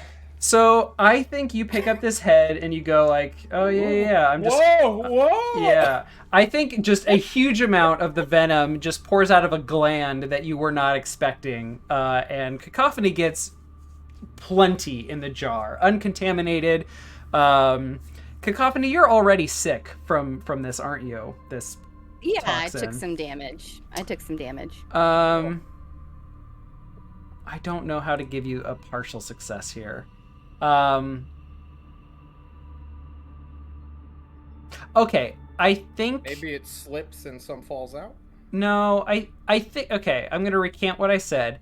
You get plenty, but it is diluted by some actual blood in a way. They are different, the blood Okay.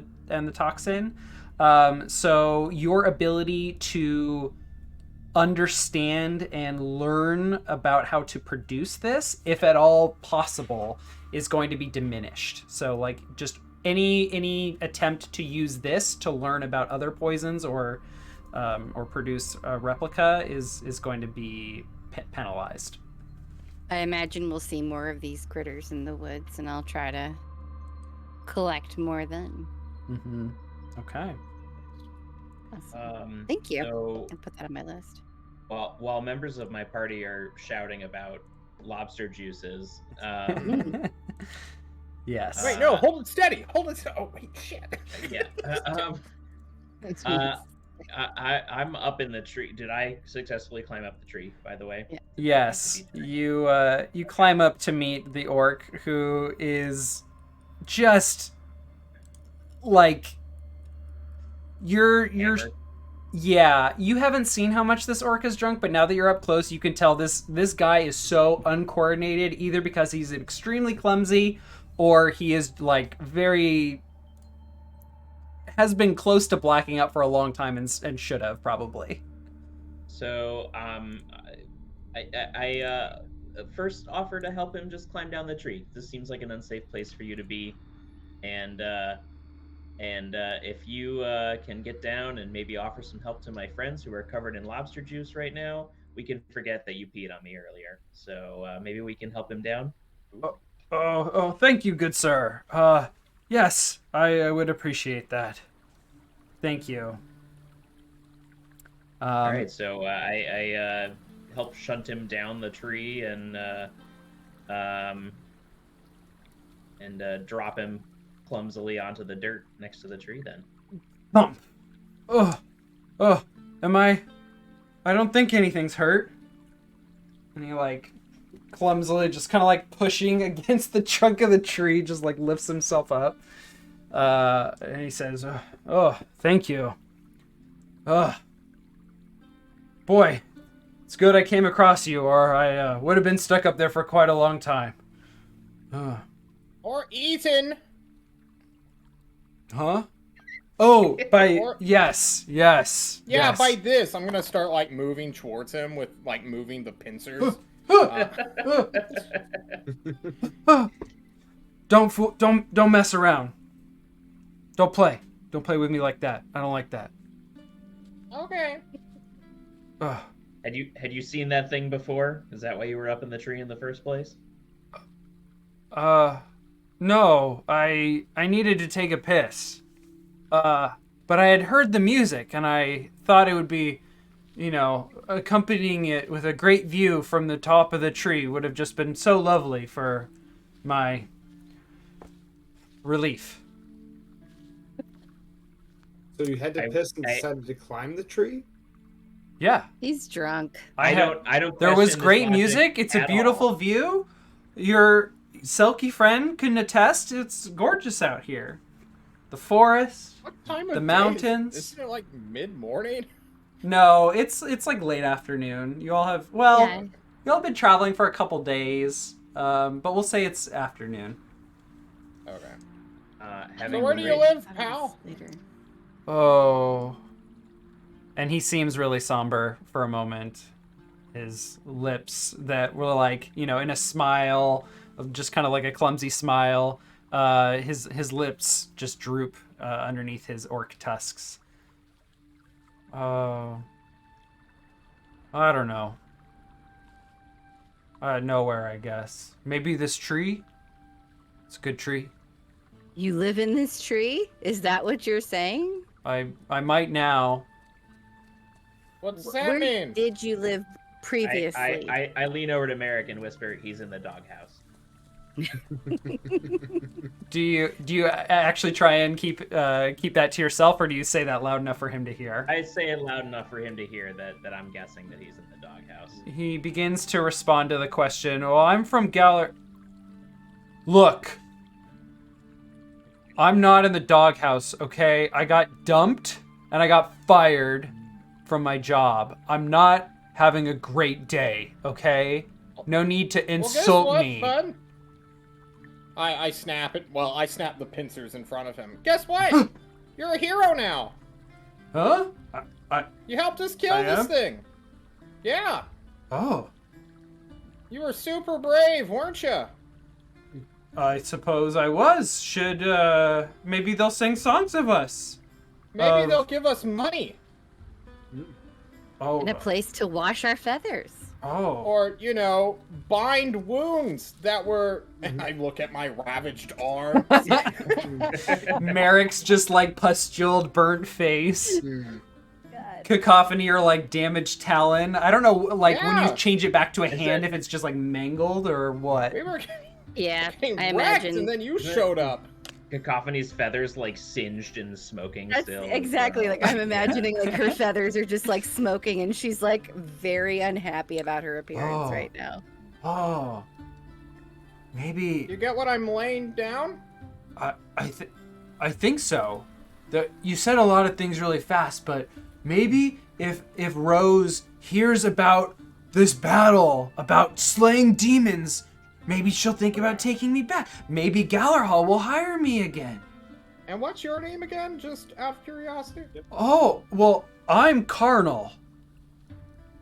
Not like the Whoa. devious How behavior. dare you, Carnal, sir? like, and he begins to describe a type of winter flower that just takes forever to bloom, like multiple years, like an iris, or not Does an he iris. take as long to multiple years to describe this flower? He It's drunkenly, like the white slurringly goes into just detail, and he just keeps like going back, like, well, I need to also explain this part of the botany.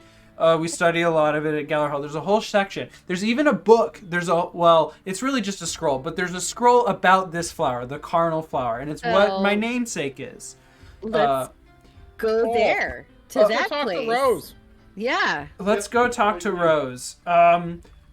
Yeah, let's go talk to Rose, and maybe, maybe Like the town guard or something? what's that? Is she with the town guard? Do you No, have a- no. She worked in the bounty? library with me as Oh. a librarian. Yeah, but I got fired. Ugh. How'd you get Oh! How fired? did you get fired? How did this We're happen? so invested in your Were story. you Carl. climbing on bookshelves and peeing off of them? Being on things, yeah. Have you been to Gallarhall? Did they send No. you? No, but I hear it's No. wonderful. I promise you'd recognize me if you were sober, if you knew me. Oh, well, Speaks the truth. yeah, maybe because I have a bit of a drinking problem. That's why I got Yeah? fired. Shocker. Wow. You Well, must be pretty rich to be able to afford drinking. No. Why don't we go on to Gallarhall? Yeah. Damn, I'm trying Oh, that. go! Yes, that reminds me of the other thing I was going to say, and that is, bring the demon head. One of our curators loves to study demons and magic. He might pay a pretty penny for that. I don't. People don't really pay for songs. Well, they do pay for songs, but they pay the bard for songs. They don't pay me for Cool. songs. We'll get some more too, and I look at the babies that still have their heads That are you so haven't delicious eaten. and crunchy. that you didn't chew the head off of. Me too. So, Animal. Yeah. Do you do say that out loud? Cacophony. So Yes, I did. I Alright, I'm don't. chasing I you don't with the mean to get fucking into pincers. any grotesque body horror or anything like that. But abstractly, John, did you just like bite these demons, or did you eat them? I did not eat them whole, but definitely some went down the throat. This is he Thank went you. Ozzy Osbourne on a bat, kind of just like Yeah. grabbed it, took a good. It was a desperate situation, Nick. Okay. Mm-hmm. I'm Okay. expecting something bad to happen later tonight, but for right now, it's all fun and games. The adrenaline's in my system, and we got to go talk to Rose and this librarian guy. Okay. So Carnal, and for those of you who are interested in knowing how that's spelled, it is KHARNAL. All right, that's a lot. I put it in our chat here. Um, KHARNAL. yes. That Okay. is a lot. Wow, you nailed it. That's because I know Karn, the betrayer. Mhm. Carnal. Arnold. Warhammer 40K. Yeah, no, Ever there's heard of it? definitely a ha in there. Yeah, everyone practice their Hebrew and hit a good ha. Carnal. Carnal. all right, Um, Nick. After your story with Carnal, I have something I'd like to do before we take off. Go ahead. Yeah. Yes. Go ahead. Nope. I would love for you to tell your story first. What story am I telling? You were saying something about Carnal, and then we talked about spelling them, and you got. I was going to Carnal. I was going to talk about Carnal on the journey. Okay. To Gallarhall. Before we leave, Oh, I would like to cast a spell. Oh, what would you like to cast? I would like to cast Cure Wounds. Alrighty. Start trying to heal up our party. Okay. What If I can. what does Well, yeah. Let's roll first, and then we can talk about what First. that looks like, Mhm. depending on how you roll Real here. good. Nice. Um. All right. So, mark XP because Okay. for some reason, since you blessed Wick, um, and Worm disappeared from, or the avatar of Worm disappeared from Wick's shoulder. Worm is now silent and distant from you for now. Right, And you're so not I really have sure lost why. that prepared spell then. What's that? So have I lost that spell then? No, but I have one. you Okay. you cannot cast spells for the moment. Okay. So I guess you've lost all spells. Before we go, can I also go collect my one ammo of arrow that Yes. missed? Okay. Oh no, no. Ammo for bows is not recoverable. Oh. Okay. What about my poison dagger? Daggers, Is the she spear gone? that was thrown, those are all well made and durable. They can be recovered. You talking shit about my arrow making? Oh, you make your own arrows? Yep. He's a survivalist. Of course Oh, he makes his shit. own arrows. Well, you know. Gotta go find you some birds and some feathers. I say, staring at Kakao. Make you some fletchings, huh? Oh boy. Snip, snip. All right, let's get a move on. Talk to us Yep. about Cardinal. Let's All go right. to Galler Hall. So, we talked about how, as a result of some of your rolls, there was more food consumed along the way. It took your journey to the orcs at Galler Hall took a little bit longer. Part of that may be in part because you now have one additional member of your party who does not seem to have many supplies or survival skills out in the wilds. We're more than a day away? This is somewhere along the way in the journey. An abstract Man, distance. Does his Cardinal, tell... high blood alcohol content mean that he can survive the cold and he doesn't need food? No. It in fact means the opposite, because with dilated blood vessels, your body loses more body heat more quickly, and you need more fuel. I'm not talking about his actual health. I mean what he wants when we camp. Oh. Can't Yeah, rangers do something about food? Can we just dump a passed out person into the bushes? Is what I'm saying. Oh, y'all are trying to ditch Carnal, huh? No, No, we're not ditch No, him. I don't think so. As we take him with us when we make camp for the night or whatever we're doing, though, we can just drop him in some leaves. He can survive. And then we'll pick him up in the morning. You don't want to let What him are you lay by a fighting about? fire? No, yeah, of course. Yeah. I don't know what these lunatics are talking about. Cardinals are ticket into Galler Hall. Mm-hmm. I guess. Galler Hall is where we're going anyway. I'm still bitter that I was peed on, so I don't have very warm feelings towards It's fine. Cardinal. Go out and hunt us something to eat. You got it. Don't be a ranger, my man's. Oh my god. Yeah, Cardinal is definitely going to come across as very grateful. He's genuinely grateful for the company, for the fire, for the journeying together, the food that you all allow him to take. The one part where he doesn't seem genuine and he seems a little weird is that he will dig into the supply every now and then and take alcohol. We don't have any. Rude. Well, he finds some, so. We must. Very impressive. He's had his own. Holding is holding. He's producing it from his own lips. Well, if you genuinely don't have any, then I think he complains, and the journey is a slog the rest of the way, and that's maybe why it takes a little here's longer. the thing. Not that I want to take your NPC away, but he could have that disease or condition where if he eats bread, he gets drunk, right? Oh It'd yeah. have to be Or he's perpetually moldy wet drunk. bread. Yeah, I'm trying to be clever. Okay. I'll So, help you, Nick. a couple days of traveling with Carnal, you all arrive on a scene that I'm going to link well, I'm going to pull up a tab here for the stream, and I'm going to link this in our Discord here, our cast chat, no. the mood board. Okay. I just see Yay. Stephen Colbert crying. You just see Stephen That Colbert was- crying. That was me. Oh. The last time. Okay. Oh, I see. Oh, did I post it I see in it. the wrong? Nope, No, I got it.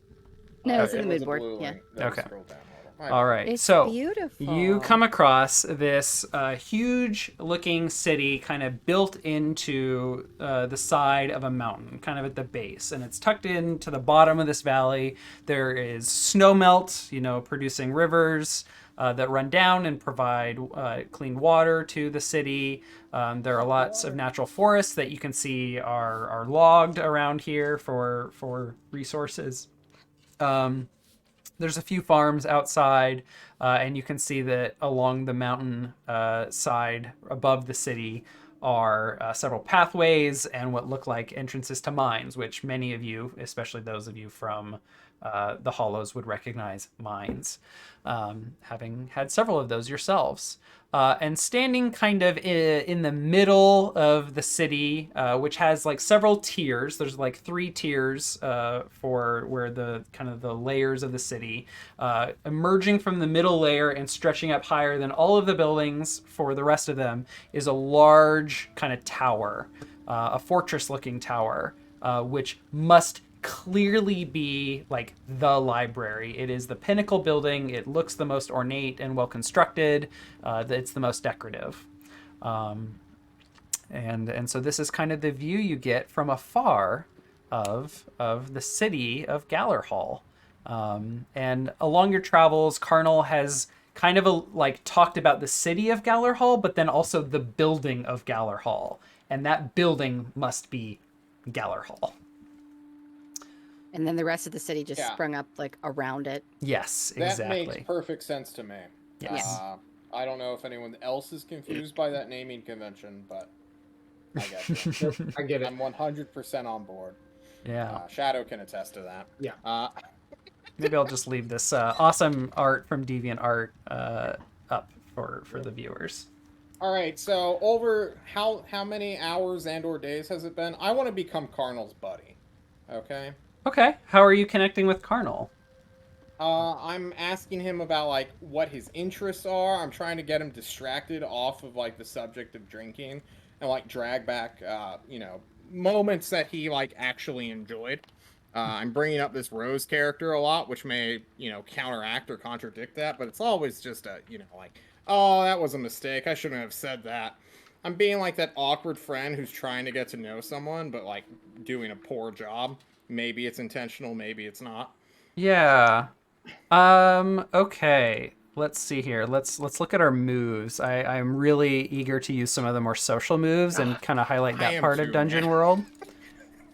Just So get me out of combat. all right.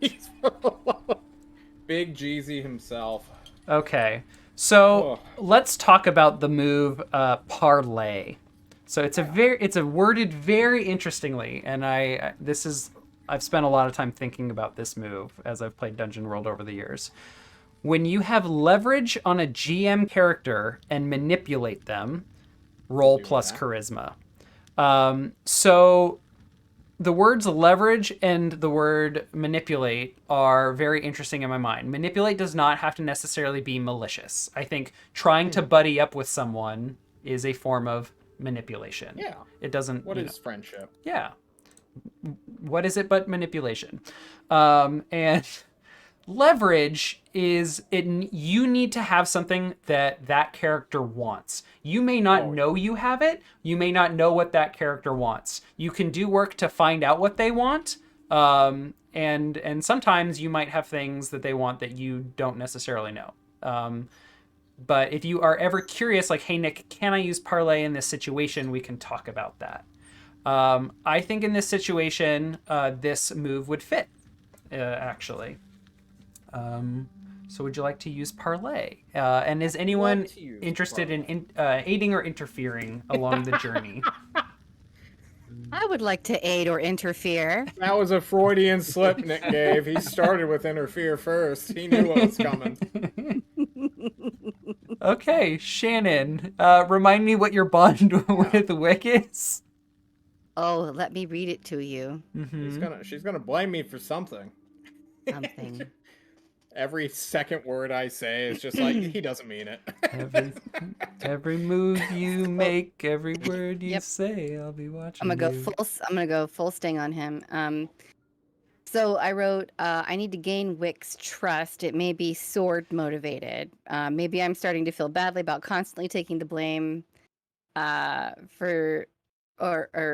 she's starting to feel bad about him constantly taking the blame for her various small town crimes. They share an affinity for gold, but she also seeks to exploit that in Oh him. my gosh. Damn. She sees him Well, as I an guess you easy better target. fucking help me then, huh? I suppose I ought to. Shall I? I don't know. Do you want to? Okay. So as Kinda you're want it to you're fail, but- noticing Wick like spending a lot of time on this journey with Carnal and attempting to form a bond of his own, how are you engaging in that or inserting yourself in the conversation Ooh, or every time. or impacting, maybe without talking, but in other ways, how are you impacting this attempt? Well, so he clearly wants Rose, and he wants his job back. So anytime that Wick is like, "Oh yeah, Rose seems like a great gal," I'm gonna be like, "You could do better." Okay, You so know? you're trying to undermine him. Okay. All right. Give me You an could aid get a or new job interfere. with better pay. Yeah, so I'm gonna. Okay. Do you want her to assist first? Okay. Okay. Damn it! All right. So Okay. Cacophony, you have failed and provide no assistance. Mark XP. Fair enough. Wick, you Ooh. so Whoa. that's great. Um, Awesome, John. So- Great job. the effect Unbelievable. unbelievable. Pretty good. They ask you for something and do it if you make them a promise first. And so what you are offering Carnal is opportunity to have a sounding board and reflect on his choices and where his life is at.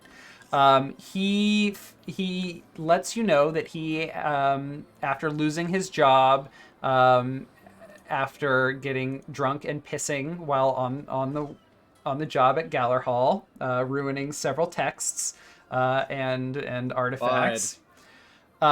He was fired and also lost the love of his life, Rose, his girlfriend.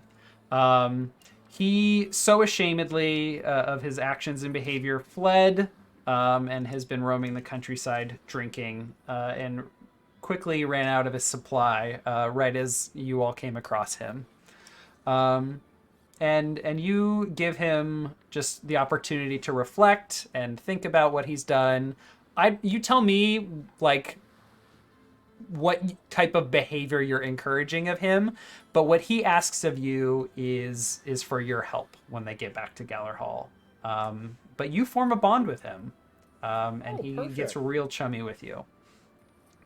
Okay. Fuck. Well, I just really want like a contact who isn't a complete dumbass.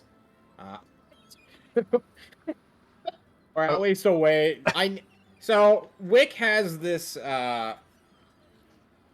understanding that he is not welcome anywhere. And to get anything now, he is like solely focused on making connections so that he can at least go somewhere in a city where he won't be stabbed while he takes a nap. And I don't know what Carnal's current living situation is, but I want to live in his basement, attic, or, downstairs area so that I can sleep and recover. That is like a pure selfish thing. I don't know what the rest of the team are doing, but that is what I'm looking to do. Oh, well, you see, since I got fired, I had to move out of my apartment. If you want to shack up, like, you look like a fucking freak, but you are a cool guy, Wick. You're my bro. Thanks, And he Carl. like tosses you a little fist bump. I do the like snail thing under his hand, which is way cuter and more pitiable. And he than, goes, like, "Oh shit! "Oh, snail, gotcha." TIE What fighter!" about friends or family? Do you have any connection? And we just like, wade that interaction away. Now I'm kind of interested in in Rose, because like, how the fuck did she end up with this clown, right? It's pathetic, dude. Yeah. Yeah. Cacophony. Carnal basically gives you the cold shoulder the whole journey, and anytime you like intersect, he just ignores what you have to say. What a sigma. Holy shit. Or at one point, like when you make the comment like she could do better, I think he snaps at you, and that's like a really awkward evening. And it's the next morning that you all like make camp. You travel for like an hour or two and make it to Galler Hall by noon. It is so I wasn't sweet. saying she could do better. I said he could do better. I was talking to Oh. Cardinal, trying to like undermine. He knows the truth. I think he would snap at that. I know how I feel. Don't tell me how I feel. He got lucky. Don't He knows it. don't invalidate my feelings for Rose, okay? Tell him. Tell her. God. Hey, Oh, Nick, it's so good. Yes, Brian. while this is going on, I would like a scene with Basil if possible. Yes. Right. I think Merrick will walk up to Basil, and as we're walking along, and as they're sitting there arguing, and Carnal is snapping at Cacophony, I think we'll be in the back walking around, and I'll like, Basil, how's Chives doing after that encounter? Chives is he was a little shaken up. He's got some matted fur where he was being bitten down on by lobster tadpoles, and he seems to be doing okay though. He's keeping a distance, and he seems to be just as done with Carnal already as Basil is, and so very happy to be far back behind everybody and not part of this love triangle that's emerging apparently. Well, good. I'm glad he's okay. Those things that we ran into. You're a man of the woods and the mountains. You've been out around in nature. Have you ever seen anything like that before? I've never encountered any lobster demons. Certainly frogs, none of that size. But you saw what I saw, right? Lobster and frog and cricket and Thank frog you. and lobster. I saw what you saw. I can't explain it. Hey. And but I'm not one. I'm not one to question what nature produces. Just I like to know how to react to it. So I hope that if we come across something like that, we'll be better prepared in the future. We now know that knocking it off balance is the key. So it's going to be something to remember next time. True. Although I'm not sure if I want to be prepared for that. Whatever that was. So Basil, Basil, do we know if we? Oh, I was gonna ask. So the general understanding is that demons are summoned from other worlds or another world. It's not completely clear. Not many demonologists are willing to talk about it, and even then, even if they aren't really sure themselves. So, do you genuinely believe that demons are also like natural, or do you see them as like abominations or opposite of nature in any way? Like, well, after experiencing the horrors of the blood mist descending and taking away members of my people, I think that my viewpoint is not that it's natural or not. It's just there and has to be dealt with. I think I'm taking a it's not natural position. I'm just taking a it's here if it's threatening us, I'm happy to return it to the earth or whatever plane it comes from. Okay.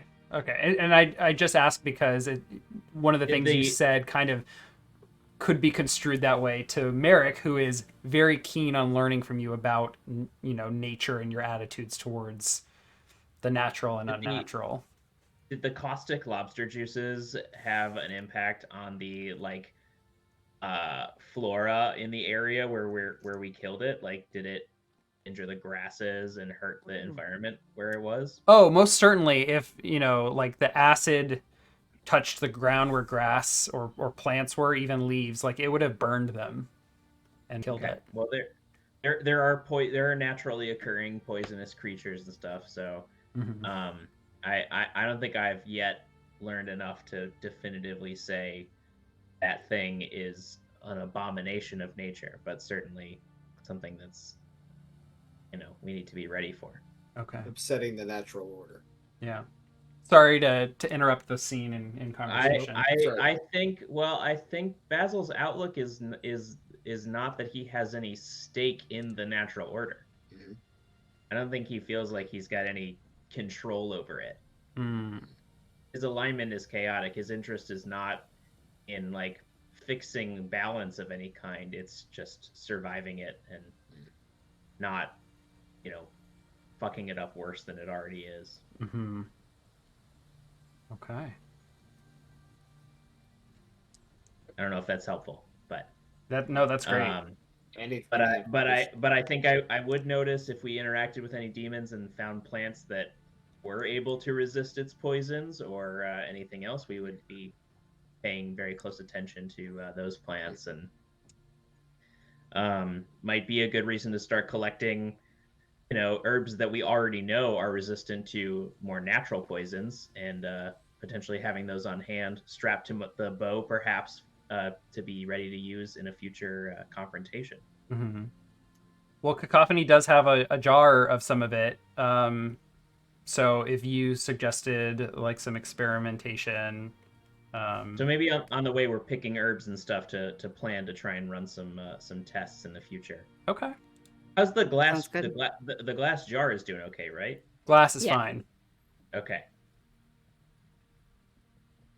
Need weapons made of glass. There you The go. only way.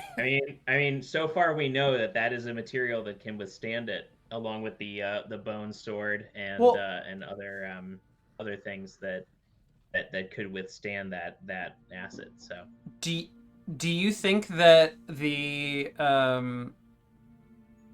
hollows would have produced much, if any, glass? No way. Or do you think containers are more like ceramic or some other Ceramic? material?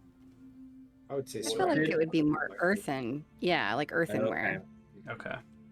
But were we near a beach at all? Were we near sand at all? Well, Like was I know there was water. marsh. We're in a Yeah. river valley. There could be like silt So, sand. Oh, yeah, sure. Yeah, that's true. Glass is not uncommon where there's sand, because if lightning strikes the sand, that's glass. Like, so I don't think it would be something that they were unfamiliar with. They're not unfamiliar, but like making a kiln. The from manufacturer, it might be Finding glass into a container is something else. right, but Well, like- okay. Well, Merrick is the one who had the adventure gear. Mm, Merrick, sure. was your vessel? What materials was it made of? I think in this case it was ceramic. Although I do understand what Shannon's saying. I think in this case we're going to say it's ceramic. I think a ceramic jelly jar of poison. So, I think in sorry, terms so of ceramic, ease to produce, ceramics and wooden containers are probably the easiest for the community. You just bake clay. It's not too hard. Right. So earthenware, ceramic, got it. Okay. All right, so we know that clay can resist it, and but it's quite and that enchanted bone or whatever Wick's sword is can seem to handle it, but most other materials we've seen so far are quite vulnerable to it. So Okay. Merrick will take notes to himself. I will say as much as Basil is done with Parnell's shit. I could have listened to him talk about flowers all day, all about that botany conversation. So Yeah. Well, That's cute. I imagine it's a flower that not only is it a winter flower, but it grows in the mountain. Like it grows in very harsh conditions. So he So would be familiar with it. yeah, you probably are familiar with it. In fact, I think on hearing his name, I was like the flower, while everyone else was like, gross, what a weird name. Yeah. What a fucking perv. Oh, that's so beautiful. Yeah. All right. Brian, did you get the scene you were looking for, or did you have more? Okay. I did. I think it's time for us to visit Galler Hall. All right. Please. So, Is there a Raven Sisters settlement anywhere within Galler Hall? no, the Raven sisters specifically are a very small order, numbering in probably what you would understand to be like a dozen or two, sometimes more, sometimes less, depending on the point in the during the Blood Mist. You would have heard Okay. stories of anywhere between 5 and maybe 16 at any given time. They're a very small order. They are nomadic in nature. They just travel around. They traveled through the Blood Mist somehow, not being killed by the mist itself, helping other communities out with things like using their natural nature affiliated magic to help with crops, help with fertility and medical needs, and sometimes dealing with a rogue demon or two. But they were like furiously hated and hunted by the Church of Rust and the Rust Brothers, who could also travel through the Blood Mist with impunity. So it's not possible that they would have like passed through Geller Hall at any time, or Well, I guess I'm just so I the- want to look for clues while I'm there. Yeah, if- well, yeah. I mean, this is part of the reason why you were sent here is because typically the Yeah. Raven sisters on That's their very migration, they would typically come from Galler Hall. That would be usually be their last stop before going to the Hollows, which is some intel that you got before you left the Hollows. Got it. So yeah, this is why you're here, to look for clues. Can I add one more detail to my scene with Merrick, by the way? Yeah, please. I just want to add, as we're coming into Galler Hall, being someone from the mountains, I feel that water from the mountains is definitely the most important water. And as we get close to this town, you see this river coming down from this glacial melt, and I point out to Merrick that this is the purest thing you can get, and Basil and Chives both jump into this freezing cold stream to wash off the remaining lobster juices and orc piss, and very very gratefully and refreshed come out the other side. Wick does the same thing, and it's like you pop in and there's like that weird hesitation of like, oh my god, don't blow it. And Wick jumps in after you. I imagine Cacophony will also have a small bird bath, and just ruffle her feathers to get the last of the poison off in the mountain stream. So I just rolled to see if Carnal is pissing in the lake upstream. yeah? I rolled a 6. So he's definitely like thinking about it, and then he like sees you all downriver and he goes, "Sorry," and he like runs past you all bathing downstream and goes and pisses there. What is up with your bladder, man? Come No on. kidding. Isn't this river the water source for fucking Galler Hall? Like, what is he doing? It's one you of bathe it off could be lobster one of poisoning. many. Who knows? If it was, we're doing a pretty bad thing too. No kidding. We're putting poison up into it. Everybody's going to be drinking it, getting sick tonight. Oh, we Gross. freeze and shiver and go into town. Nick, what do we see? All right, As we so approach. oh, my music stopped, but this is perfect because I can start my town music. Let's see here. Let's put that one on repeat here. So, as you approach the high stone walls of Galler Hall, you are greeted at the gate by several orcs in battle armor with weapons, and seem to have good discipline and training. They shout, "Halt there!" From quite a distance, and say, and greet you all, welcoming you to Galler Hall, and ask what the nature of your visit to their city is. As the face, because I know I have the highest charisma of all 4 of us, I pat Carnal on the back and say, "We're gonna go talk to this guy's boss. He was on a secret quest or something to kill a demon, and he has succeeded." They chuckle and go, "Oh yeah, Carnal." I'm holding the head in front of them. Still have the head. Isn't it With the huge? pincers. Yeah, Colonel, you killed that, huh? You were on some mission, huh? And they just laugh at each other. They don't care that I'm holding a giant, like 4-foot wide fucking demon head.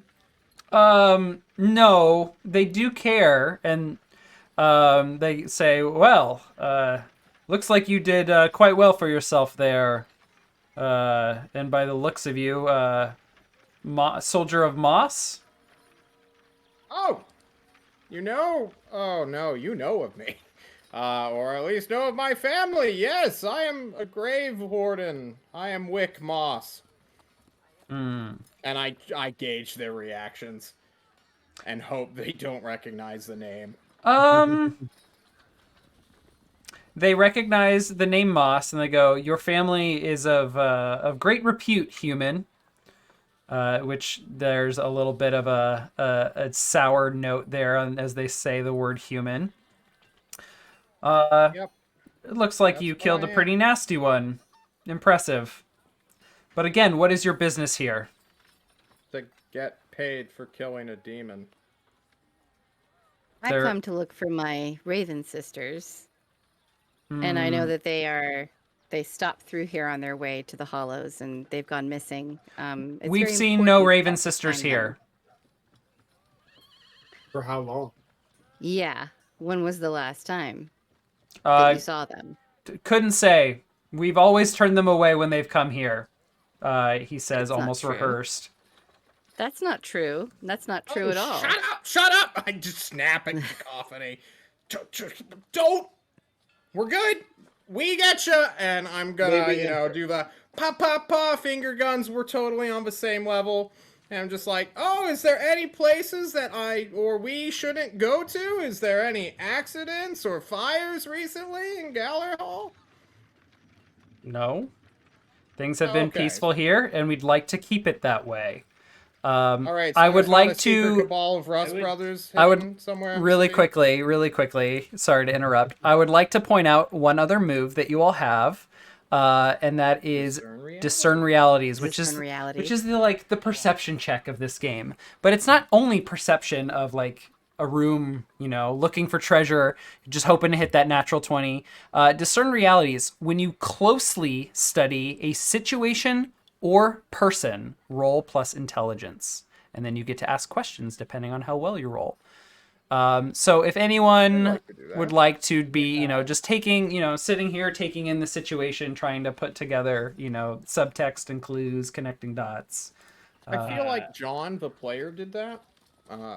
But now I'm second guessing myself because it was not what I expected it to be. So I'll try. I wish to roll for it. And if you all want to collaborate on, who's got the highest intelligence and, min-max the shit, whatever, fine. I got 12. Yeah. I'm at 13. 15. Okay. Oh Whoa. shit. That's our 15, dude. Go. Sure. Andy, give us a discern Right. realities here. All right. I help. No, I'm joking. Don't do it. Interfere. For plus I don't intelligence. know how long not it's gonna plus- be before this stuff funny. Yes, discern realities is plus intelligence unless I say otherwise. Okay, got it. All right, so hey, I lean over to this gentleman guarding the doors, and I say, I come to understand that this is a place that collects research and information about the world. We just encountered a new creature, hitherto unexperienced, at least amongst us, and become bearing samples of it and information about its behavior. We'd like to help add it to your resources and add it to your library. And then I would, I might ask them. So really quickly, the effect of discern realities is you ask me questions as the Oh, it's straight to GM, the GM. and I Okay. must give you honest answers about the person or situation that you're studying, and you get +1 forward when acting on the answers. Got it. So Oh, my bad. Let's your take back. Pretend I didn't just say that no, out no, no. loud. I think it is perfect that you said that because you get to open this up to, you know, kind of feeling out a lot of different types of situations, or the whole situation at play. So the questions you get to choose from, and this list is almost always the same, except certain classes and moves that you can take will open this up to other questions. But you must specifically ask from these: what happened here recently? What is about to happen? What should I be on the lookout for? What here is useful or valuable to me? Who's really in control here? And what here is not what it appears to be. Do I get to ask these questions, then have you answer, and then pick my next question, or do I have to have? I have to Yes. enter all three. Okay. You take them one at a time. Okay. Who's really in control here? So you have picked up just general information you've picked up on from talking with Carnal.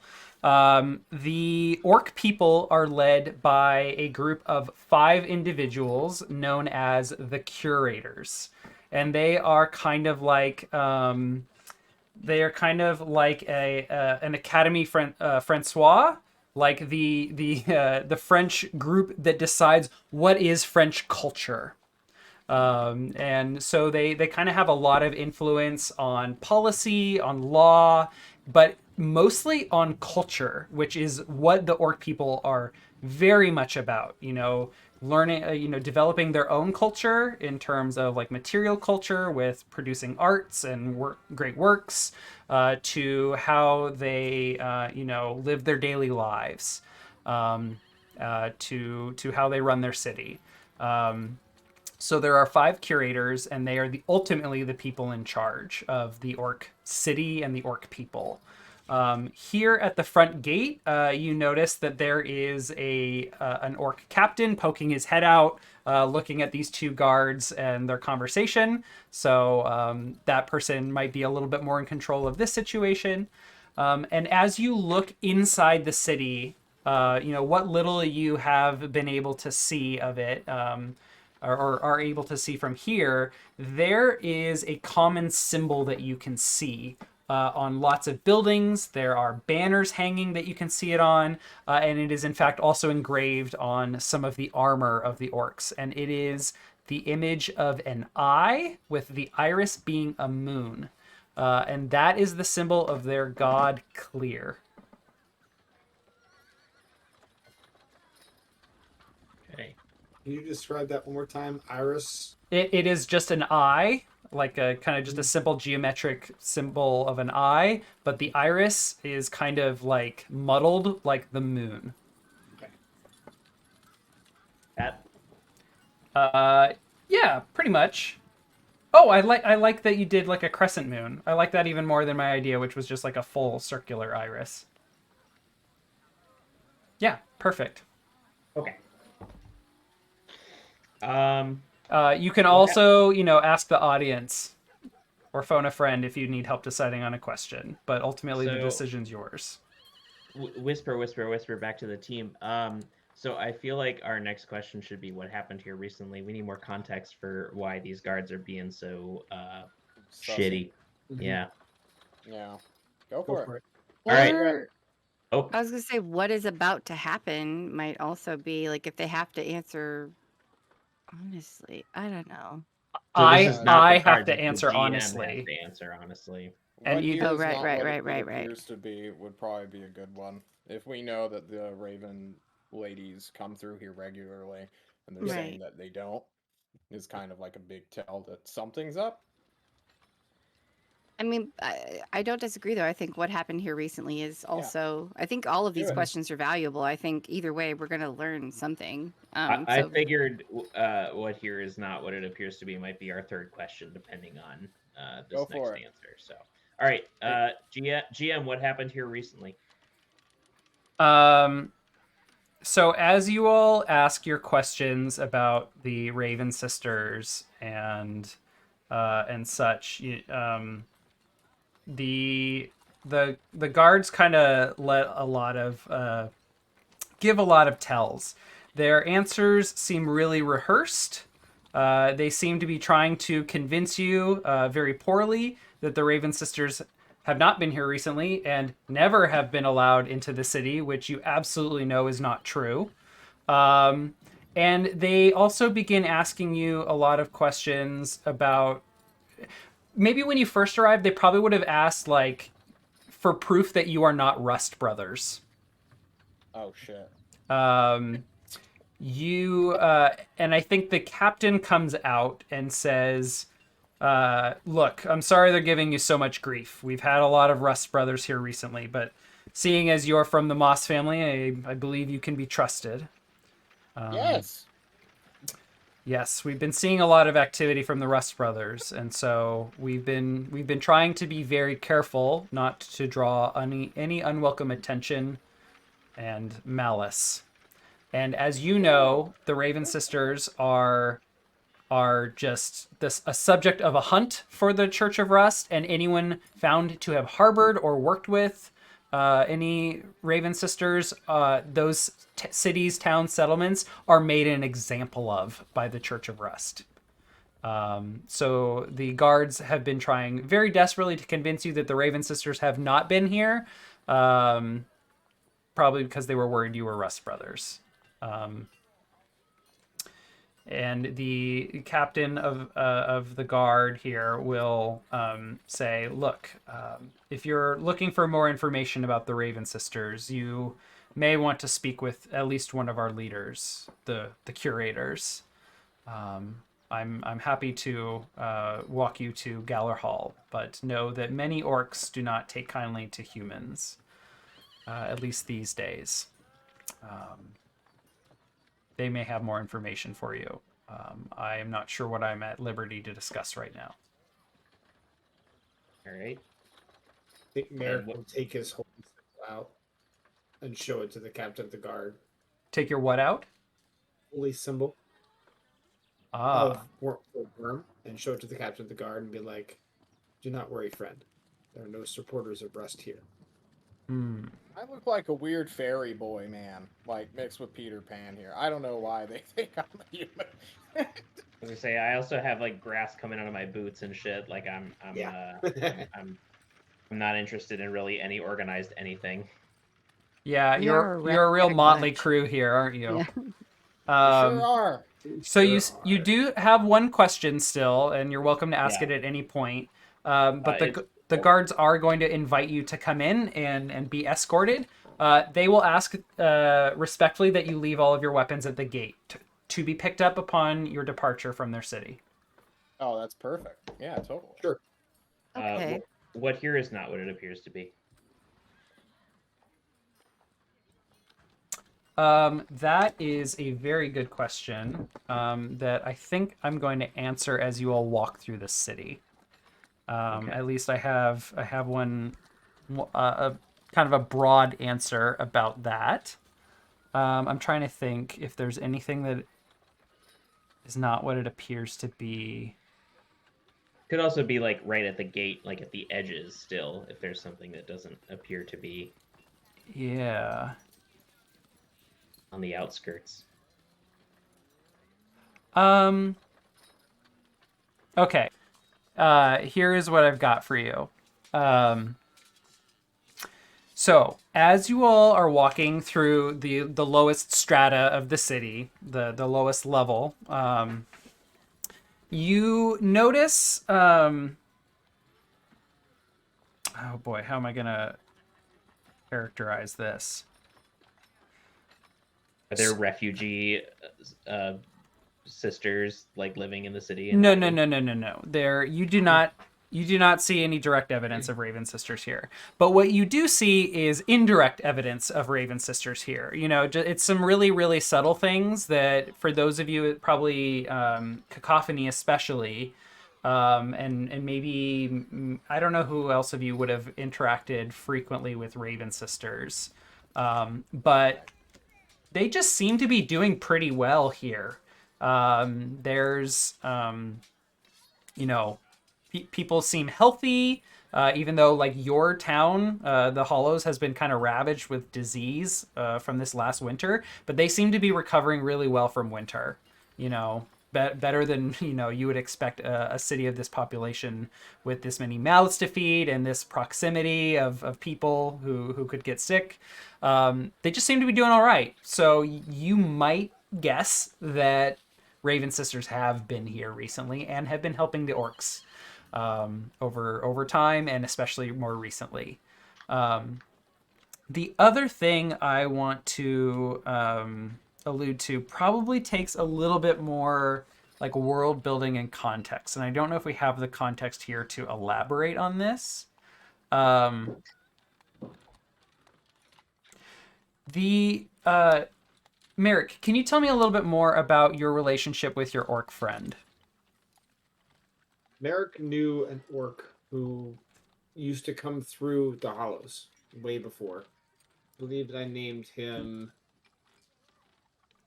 Gorthank, who is a scholar and a teacher of Worm. And that is kind of where Merrick learned of Worm and of his teachings and of the reason behind, gaining knowledge, gaining more information, gaining understanding of the world around him. Yeah. But unfortunately, Gorthank passed. He was killed by Rust Brothers. Right. And right. that is where Merrick gained his dedication to intercede and distract or work against the Brothers of Rest. Mm-hmm. So, did Gorthank leave you anything? It was your book on Worm, right? Yeah. Anything else you can think of? Not offhand. Okay. I don't have anything prepared for it. Sure. So, when Gorthank spoke with you about the orc people and about Gallarhall, he talked about a rich history of people who pushed themselves to know and be as much as possible, to people who their god Clear encouraged like the foremost self-actualization possible, and it is something that all orcs are all taught to be. And as Gallarhall's scholar and teacher of Worm, like he was kind of their foremost expert on the god Worm, he had a very strange intersection of like knowledge and intellect being a path to self-actualization. And he was very pleased to always talk with you about like that kind of, intersection of faith, since he both worshipped Clear and Worm. And the type of like freedom and liberty and like just ability to have the resources that you need to achieve such a lofty goal. As nice as it is here in Gallarhall, there seems to be a disconnect. People seem to be living like peaceful and good lives, but very simple. Like there is not an abundance of wealth, an abundance of culture that you would expect. Things seem very simple here. Like yes, the potters, are making pottery. The carpenters are making works, but nothing is as like lavish and beautiful and vibrant of a culture as you'd expect. And so something just feels off to you, and you're not quite sure what that means yet. But the just amazing kind of utopian ideas of a society that Gorthank told you about are just simply not present here. Everything is subdued. You're right. And he did talk about how, during the Blood Mist it's been hard, but we've been making do. But he painted you a picture that it is not, reality is not meeting expectation here. This meets my expectations. Perfect. Yeah. Okay. So, I know that was Andy's question, but I think Merrick kind of had the lens through which to view that particular piece of what is not what it appears to be here. Hey, yo, Carnal. Yeah. Are we going to the same Professor? Is he like one of your exarchs or whatever? Your cultivators, your Oh, accordions, your... the curator. Yeah. Yeah. Yeah. We're gonna need to talk. Probably. Embers.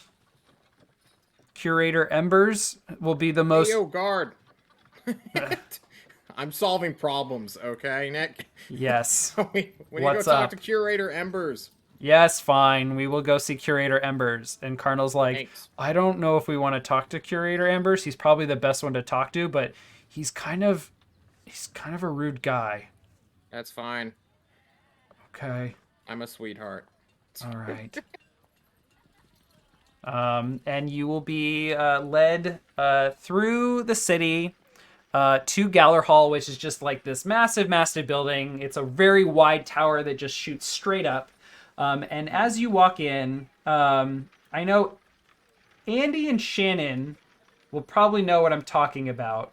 If anyone has been to Portland, Oregon, and been inside Powell's bookstore, what you are met with is just these massive open concept floors with staircases that just like you can see up into the second floor and down into the floor below, and it just continues to do that layer after layer, as though this entire building is kind of like opened up, and you can basically just kind of like walk in a spiral up and down staircases. It's huge, and what you also see are just stacks of books, of artifacts, of scrolls filed away. There are desks that orcs sit at. And people are talking to, checking things out, returning things, asking for information. There are runners who are handed like call slips to go gather information and write things down. And then tucked in the corners are also some rooms that people can go into for more privacy, to like spend time with a book or review an artifact or something like that. And I have one other DeviantArt link I want to send to you all. I'll put that in our cast chat and Discord really quickly on the mood board, and then I will open a link to it here for the stream. So I want to go to there.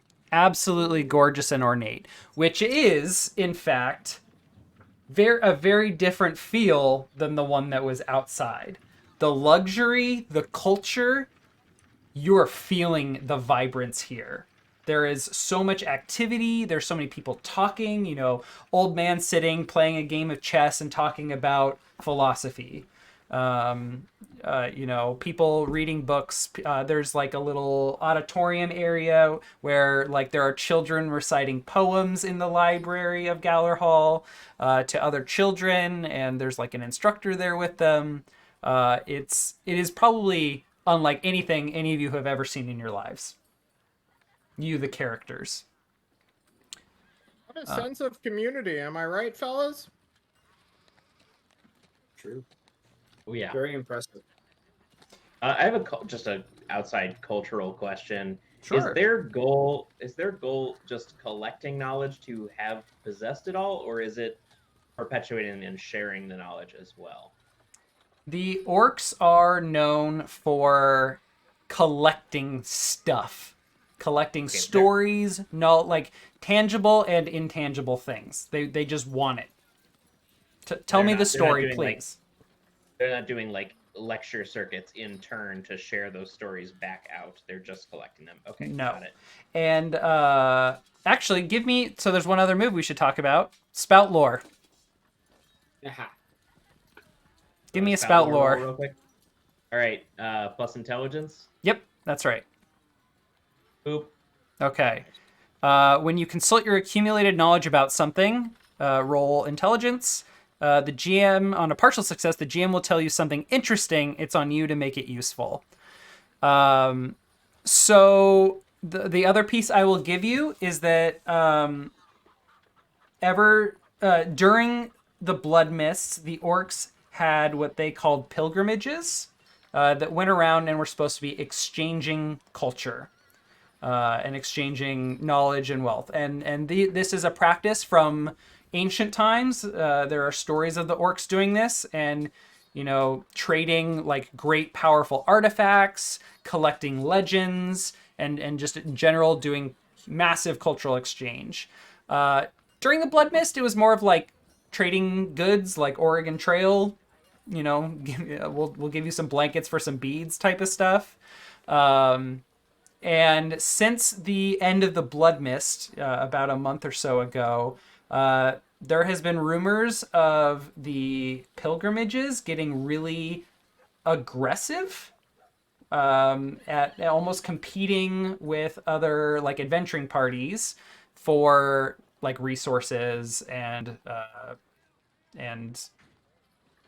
like landmarks and things like that. Yeah. Aggressive how? Aggressive as in like Competitive. orcs are competitive? Okay. Yeah, like you might have heard, like, oh yeah, we've had some pilgrimages stop by and still come trade. Oh really? I've heard that they like went over and like fought some like wolfkin or halflings over some stuff they found at a tower, an abandoned tower. Like there was violence.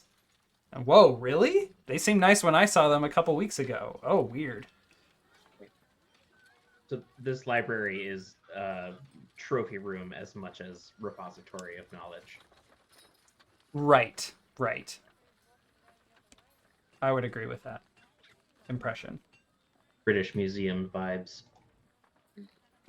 Okay. You all are led up. Oh, sorry. Was there a question or? No, just we So- go talk to Curator Embers. Yes. So, you all are asked to hike up quite a few flights of stairs, like many floors. This building is at least 25 stories tall, which is just an immaculately impressive feat. That sounds terrible. You've never seen a building like this. Maybe a castle, but even then, 25 stories. Holy shit. So you climb up very nearly to the top, into a much quieter floor, still with many books and tomes, curios, artifacts, and things.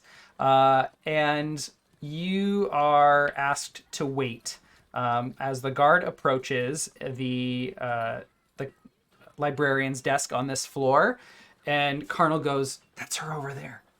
That's Rose." And he's like kind of hiding behind you, Wick. He's like 2 or 3 feet taller than me. Is he? I'm 4'11". Are you really? I thought you were a big dude. Yeah, What's I'm the a little short guy? guy. Are any of you big dudes? I'm about 6 feet tall. Okay, I'm a he's tall hiding lady. behind Merrick. How gorgeous is Rose? I really try not to put stats on like attraction, because attraction in my mind is always very like beauty's in the eye of the beholder. But John, I thought you were doing dialogue from Carnal going, "Oh, how gorgeous is Rose!" Like True. a statement from him, not a I need a number from the DM. qualifier. I'm not giving you a He number. needs a number. How dare you? What I will I'm putting say, Nick on the spot. what I will say, this is all I'm going to leave you with is Carnal did not over exaggerate her attractiveness, and you can see why he likes her. I go up to talk to her. Oh boy. You walk up and the guard is asking Rose if she can fetch Curator Embers, and she is standing up to go walk down a hallway, and she goes, "Oh," and she like takes you in and is just kind of like visibly put off by your interesting appearance, and she like looks at the guard and he goes, "These are the guests looking for Curator Embers. Please, Rose, thank you." And she goes, "Okay, hello there." Hi. I want to talk to you about Carnal later, after we're done here. I feel like you shouldn't have led with that, but all right. No, it's Yeah. fine. You can be you two can have your little side conversation. Wick knows what he's doing. I don't Oh, know who I you see. are, and am not sure I feel comfortable talking to you about my personal business. I am also at work. Let me go get the curator for you. Yeah, after work. My God, John. Fuck. This Coming out a little This strong gentleman there. go well. this fine. this social awkwardness is so bad that I look out the window and see Chives on a nearby rooftop and just long to be out there with him instead of in this uncomfortable situation. Hold on. A nearby rooftop on like the 22nd floor of this 29 tower. floors. Yes. We find out that the tower isn't perfectly 90 degrees straight up. It's like 89 or 88, and he's just walking up the side of it. Yep. Oh my God. So perfect. He can climb at 90.2 degrees, so you know. There. Do you walk back to the group, John? Yeah, totally. What did she say? We're gonna talk later after we finish our meeting here. Oh, yeah. I don't. Okay. All right. I trust you. Okay. I trust you. That is misplaced. The Wick's inner monologue is just like, that is your first mistake. Next your week on last. Fable Table, the cringiest episode of any show anyone's ever watched, as John just I'm wingmanning for our wingmans boy Colonel. with someone who was dumped to the person he was dumped by at their Yep. place of employment, and John Yep. rolls only like 6s and lower. Yes. Nick, had you Yep. planned to write a dating simulator into this game? I was gonna No, say, no, I didn't. Hey, Um, why don't we go ahead and wrap up? So as thing we're you get a going to whole wrap week. up with the curator Embers joining Rose, who walks back to her desk. Doesn't seem to see Carnal quite yet. And Embers is just this ornately dressed man in just a gorgeous purple, like a deep dark purple and deep dark green trimmed robe. He just straight up looks like a sorcerer. If he was cast into like an HBO movie, he'd be played by Idris Elba. He's extremely handsome, looks like he's cunning, and he walks straight up to you all and says, "Ah, I see you have the body of a demon. Please, Clickety clack. I expect you'll be seeking compensation for such valuable materials. Come speak with me in my chambers." Clickety clack, put your gold in my sack. All right, let's go. Oh my. All right, and that's where we're gonna leave our session today. So, I am spacing because this whole session just did not go as I expected it to go. Nope. Welcome to tabletop Awry. role playing. Right. Yep. Oh, Yeah. Thanks for the game, Nick. I had a lot of fun. yeah, thanks, Nick. Thanks, y'all. I It hope was a good first encounter for Yeah. combat. it was very fun. Are So, we supposed to be doing something at the end of every session? it's at the end of every arc, and we haven't quite reached the end of the arc yet. Oh, okay. Just checking. Yeah, missions will take You'll- Back You'll get there. 2, 3, maybe 4 sessions. So, you're earning XP at a fantastic rate, John. Yeah, I'm just stack saying, those you know. spoilers for later, John.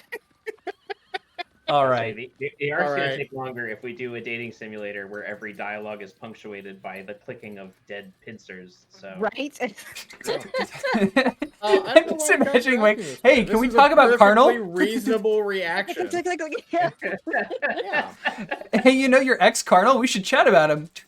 we should. We need to. Oh my All right, God. get us out of here. All right, so Please do. we've been Fable Table. If you need to catch up on any episodes, there's a link to our YouTube in the links down below on Twitch. If you are watching us on YouTube and want to catch us live, head on over to twitch.tv/Apollo_Nick. That's Nik, the way it's spelled right here. We look forward to seeing you all here in the future. I expect we will be back next week.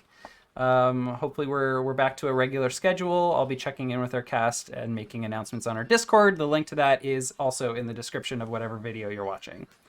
Any shout outs that anyone wants to make before we log off for the evening? just yeah, want to sure. thank I my mean, friends for. Oh no, go ahead. no, you beat me to it. Well, I just wanted to say thank you to all of my friends who logged in to watch the game tonight. I thought that was really sweet and very Thank you, special. Shannon's friends. Yay! Come back, Shannon's friends. You're welcome What was that? anytime. Good job. All right. John, go ahead. All right, I'm John Dungeon Master. Find me at John Dungeon Master at twitch.tv/John Dungeon Master. I'm looking for a 5th player for my Thursday games. So join my Discord, and then I'll start setting up recruitment stuff. Applicants must accept a rock. Yep, Not negotiable. non-negotiable. All Yep, right. absolutely. Turn into John Dungeon Master's channel tomorrow for his Thursday game, starting at, what is it, 6 Central? 6 p.m. CST. And then when you're done with that and his game's over, you can turn into Greg Hansen's channel tomorrow night, as I will be heading out into the mists with a bunch of hapless druids and other peoples trying not to die and find cool shit and come back with great loot. Should be a lot of fun. Nice. Dungeons & Dragons 5th edition exploration campaign. Oh yeah. Well, if you're interested in something beyond D&D, this is the right place to be. So thank you all for coming. We'll see you next time on Fable Table. Have a great Thanks. rest Mwah. of your Mwah. week, Bye. day, whatever. Buenas noches. Bye.